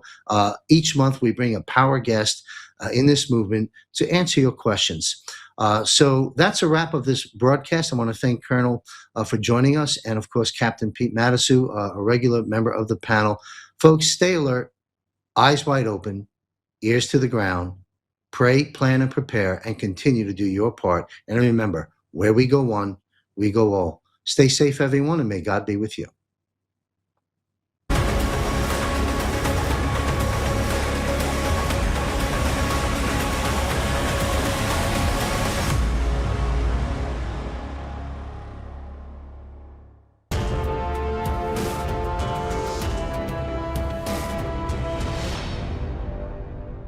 July 10th, 2026. Hello, I am John Michael Chambers, and this is your Daily War Report. I ask you to listen with love, as where we go one, we go all. We will pause these reports at the end of July, as Guardian Daniel R. will be taking a much-needed rejuvenation pause. Meanwhile, be sure to catch my new monthly broadcast titled Fireside Chat with John, with JMC actually, which launches here in July. The following report has been provided in part by Guardian Daniel R. and will address matters that seem somewhat complex in nature and format, as Daniel covers from a summarization and high-level perspective of information you may very well find informative and valuable as we're reaching the final phase of this stage of the covert operation. War Report, Strategic Analysis Report, the strategy of maximum pressure, intensification. The permitted endurance of injustice, internal device infiltration, and the paradox of covert military tribunals in the end game. Counterintelligence, unconventional warfare. Let's begin. Number one. The psychological law of collective capitulation. The fact that the crimes of the legacy elite, election fraud, corruption, squandering of tax revenues, are displayed with impunity for years, while whistleblowers, lawyers, and doctors who challenge the COVID narrative are simultaneously persecuted and imprisoned, is the most painful yet strategically mandatory component of this operation. In the military doctrine of unconventional warfare, an ironclad law exists. You must not replace the enemy's system while the population still believes in its protection and legitimacy. Think through that. The strategic intent. If the alliance had intervened openly in 2017 and arrested the corrupt elites, the sleeping masses would have perceived this as a military coup or a Trump dictatorship. The legacy system had to be forced to drive its tyranny into absolute absurdity, and boy, they did. Allowing the pain, permitting good people to suffer, serves as a catalyst for the global awakening. Only when justice, medicine, and politics fail entirely in front of the global public and reveal themselves as malevolent does humanity's trust in the legacy world order collapse immediately. The masses are psychologically pushed to a tipping point where at their lowest point, they demand the total demolition of legacy institutions themselves. Number two, the strategic placement of adversaries. Infiltration is a trap. The fact that Trump, during his first term and throughout his second administration, demonstrably placed figures of the legacy deep state in key positions, it's not a flaw in the system. It is the tactical execution of keep your enemies closer than your friends. The legal disclosures. Operation under covert military framework, Title 10 USC, requires irrefutable evidence of high treason while in office. By placing these actors within Trump's immediate environment, they were handed the legal rope to hang themselves. Every act of sabotage, every leak, and every corrupt decision they made in the mistaken belief that they were harming Trump was seamlessly logged by military intelligence as court admissible evidence. Purging the apparatus, they were dragged into the spotlight so that they would be unmasked as traitors in front of the digital soldiers and the global public. Many of us have seen this. When the official activation of the new system takes place, there will be no hidden saboteurs left in the machine. They have all exposed themselves. Number three, why tribunals run under covert protocols while chaos amplifies the growing skepticism within the movement regarding why the military tribunals described by Derek Johnson and former military personnel run in the background but are never televised addresses the logistical security of the operation. Arrests are already underway. Intelligence data from mid-2026 shows that the closure of strategic bases, the sudden resignation of hundreds and hundreds of CEOs worldwide, and the untraceable disappearance of specific actors provide visible proof that the cleansing is operating in the background. The tribunals are conducted under strict military operational secrecy, martial law. So people that get information that's out there, I'm not naming names. I'm not naming the outlets that swear by this, that, and the other thing. Grain of salt. But things are happening. Make no mistake, but differentiate. Why the theater of chaos amplifies. The closer the operation gets to the final scare event, the systemic reset, scare event, synonymous, the louder and more erratic the theater on the civilian stage must become. This is the diversionary tactic of absolute overamplification. As the legacy financial architecture, the bond market, and the fossil fuel geopolitics undergo their controlled demolition through 2026, the civilian world must appear like a madhouse. This ensures the adversary reacts with disorganized panic rather than structured resistance until the final second. Conclusion? The apparent absence of justice, apparent, key word, represents the deliberate stretching of the elastic band to its absolute snapping point. This is the ultimate test of endurance for you, the digital soldiers. And I'm watching many fail in this area, and so many succeed. The chaos is merely the theatrical backdrop. The failure of civilian justice is entirely by design. The evidence is secured. The traps have been snapped shut now. New phase. And the apparent lack of control is, in reality, the absolute ironclad control of an alliance, forcing the legacy system to unmask itself to the point of complete and utter self-destruction before humanity. And I'll credit retired Lieutenant Colonel Ricardo Bosi for having tried to drive this point home for so long to so many. Strategic Analysis Report, The Dual Awakening Trigger Systems, staged assassination scenarios, the geometry of false flag psyops, and the function of unresolved discourse counterintelligence, cognitive warfare, number 1.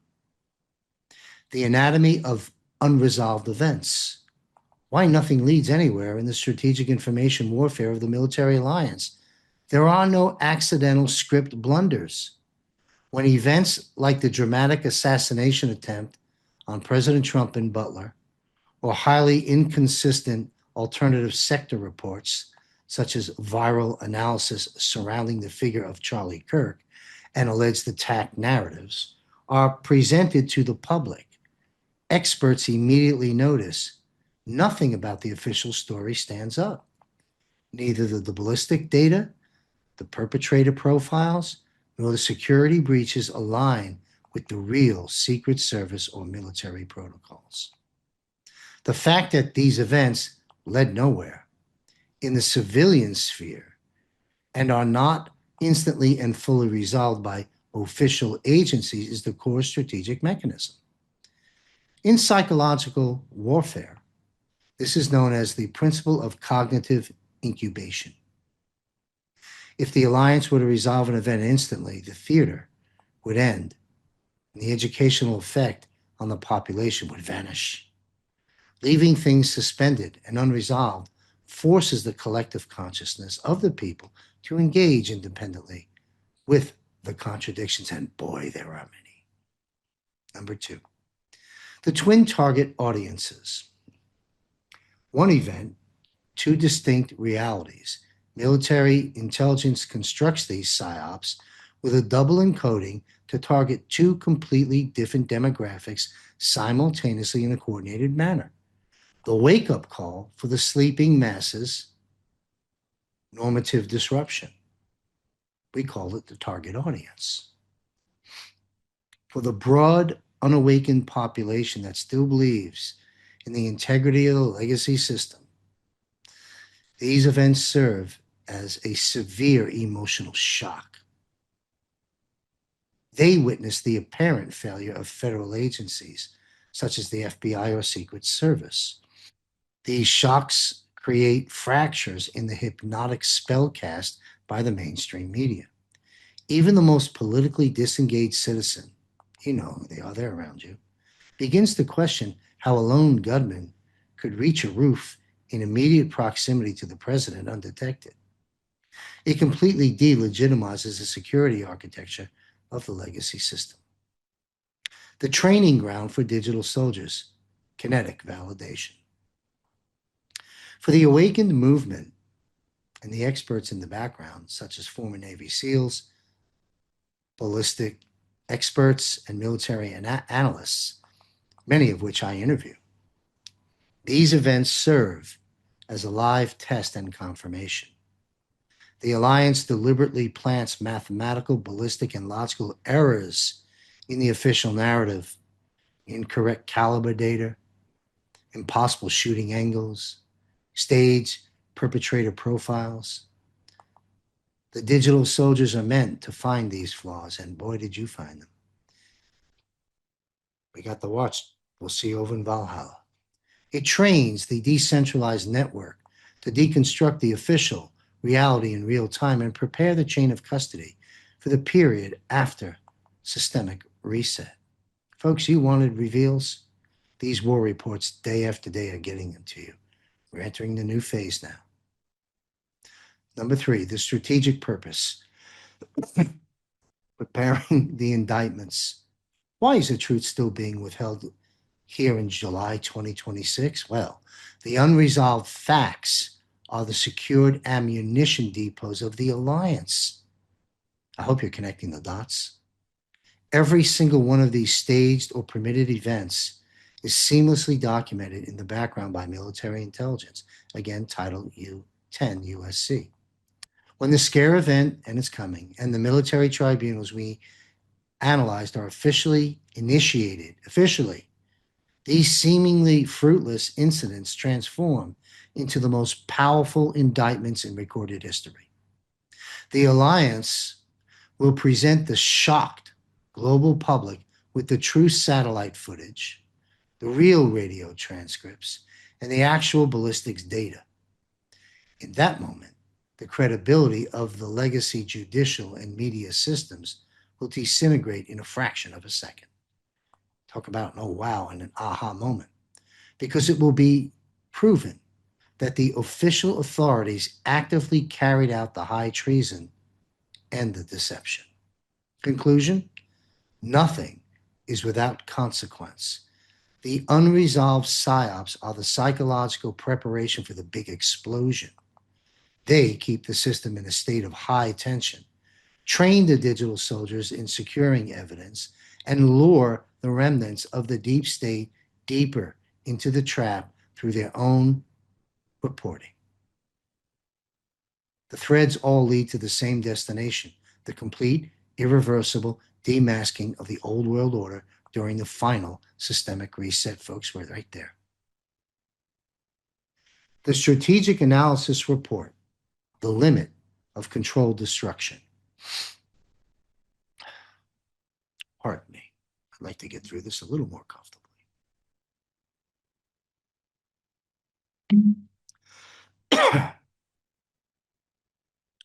This would never fly on mainstream media, this type of host, and thank goodness for that. Anyway, the disclosure of ritual crimes, the collapse of institutional morality, and the logical failure of the technocracy thesis, mass psychological operations, cognitive counterintelligence. Number 1, the structural paradox of totalitarian systemic transition. You see, within the global patriot and truth movement, an intense debate is unfolding right here now in July, especially after the 4th of July. I'm going to be reporting on the expectations people had. But anyway, within the global patriot and truth movement, an intense debate is unfolding here in July regarding the ultimate objective of the current systemic shift. A prominent thesis suggests that the background dismantling of the legacy fiat financial architecture, combined with the controlled sacrifice of political puppets, is merely a maneuver by the legacy elite, the cabal. The purported goal is to guide humanity through a gauntlet of engineered chaos into an even more repressive, all-encompassing surveillance grid, a technocratic new world order. From a sober, intelligence-based, and systems theory perspective, however, this thesis runs directly into an insurmountable wall at a very specific breaking point. Every tyranny in civilization and civilizational history has required the foundation of a structural systemic faith, or at the very least, the illusion of a protective, morally superior order to establish itself. An elite can never erect a new system of total control upon the foundation of its complete, irreversible moral self-annihilation. Number 2, point of no return. While the genie cannot be put back in the bottle, the fact that the new decentralized media mainstream, podcasts reaching double-digit millions per episode, JMC Broadcasting last 6 months has been in the range of 11 million to 14 million collective views a month. So as the decentralized mainstream media, podcasts reaching double-digit millions per episode, such as Tucker Carlson, Candace Owens, Joe Rogan, or Sean Ryan, clinically dissects highly taboo insider knowledge on a weekly basis completely shatters the framework of a mere tactical pawn sacrifice. We are no longer talking about standard corruption, abuse of power, or financial misdeeds, but about the absolute red line of the human consciousness. Satanic ritual abuse, deep underground military bases, DUMBs, child trafficking, and the overt utterance of the term adrenochrome. Forcing these horrors into the brightest spotlight triggers two irreversible mass psychological dynamics that render any latter technocratic enslavement mathematically impossible. The total collapse of institutional credibility. By allowing these crimes to step into the public square, it is not simply trust in individual politicians that collapses, but trust in the entire civilian state apparatus. Civilian judiciaries, child protective services, mainstream media networks, and intelligence agencies are unmasked before the global public as decades-long accessories and protectors of these networks. A system that deauthorizes itself on this level loses every spiritual and psychological lever to ever demand obedience from a population again. Again, folks, we're in a new phase now. Hang in there. You trust God? Well, then you should be trusting the plan. The activation of the hyper-vigilant protective instinct. You see, the collective consciousness of the awakened population is shifted into a permanent, almost military protective frequency by these revelations. Parents, neighborhoods, and decentralized networks begin to independently and seamlessly audit the structures of schools, churches, government agencies, and social programs. A system that triggers this total hyper-vigilant watchfulness of the populace effectively tightens the noose around its own neck for any future covert agenda. Number three, the intelligence signature of the alliance. The legacy elite operated exclusively through the principle of the shadow. Their most powerful weapon was the concealment of these atrocities and the framing of them as absurd conspiracy theories. The fact that high-level insiders like Catherine Austin Fitts or highly decorated former military personnel are now permitted to speak these realities uncensored before the largest audiences in human history is the execution order of the military alliance. Does it make sense now? I sure hope these reports are helping. It is the painful but indispensable cleansing and deconditioning of the human collective. Humanity is being forced to gaze into the deepest abyss of the legacy matrix, to completely reject the old world order out of pure biological and moral revulsion for all of eternity. Conclusion: nothing happens without intent. The disclosure of ritual crimes against humanity is irrefutable proof that a completely different signature is at work than that of the dark cabal. The operation is not a changing of the slave masters. Don't buy that narrative. But the complete surgical amputation of the parasitic cells. The genie of truth is out of the bottle, folks, and it is irreversibly burning down the backdrops, that is, of tyranny. And be sure to watch our two new broadcasts here at JMC Broadcasting. Off-World with JMC. Alex Collier is our staple guest. We have other guests joining us with Alex each and every month. This episode coming up later July is a must-view episode. And thank you for the extraordinarily high percentage of acceptance of positive reviews and applause for the premiere episode of Off-World with JMC. And also launching third or fourth episode now, Truth About Healthcare with Christy Lee. So good, so important. Follow our healthcare reporting. And attention retirees, join Brandon Clark and I for an 8-part series. Brandon Clark is a retirement planning specialist, well vetted by me, good relationship, part of my resource network. Strategies for Retirees, we're launching now in July, 8 consecutive episodes. Participate in market gains with zero downside risk. Sounds good, especially for retirees that don't want to bear the burden of trying to make their money back in market losses. Strategies for Retirees, you can learn how to participate in market gains with zero risk and learn about guaranteed income for life plans. Learn all about this. You can give Brandon a call. You don't have to wait to watch the series, but I encourage you to do both. 336-420-2822. And don't miss this one. Join me and Sheila Holm for a live Patriot Q&A Power Hour this Thursday, not this Thursday, but Thursday, July 30th at 8 p.m. Eastern. Go to jmcbroadcasting.com, click on Premium Portal, get all the information, see if it's a fit for you. If so, we very much look forward to seeing you there. Each month we have a different power guest. We've had Will Barney, we've had Mike King, we've had Juan O'Savin, we've had many. Mike Jaco, Sheila Holm joins us July 30th in our private Zoom room. I'll be on screen as your host. Sheila's there for the solid hour to answer your questions. You can also subscribe for free. Follow my military intelligence, economic, healthcare, and off-world reporting at jmcbroadcasting.com. The global financial reset you've awaited is unfolding. This isn't a drill. The global financial collapse and restructure is happening right before our eyes. The currency supremacy war is heating up. We are mid-transitioning. We have not yet arrived.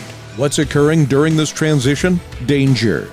This is the danger zone on the economic and financial battlefield.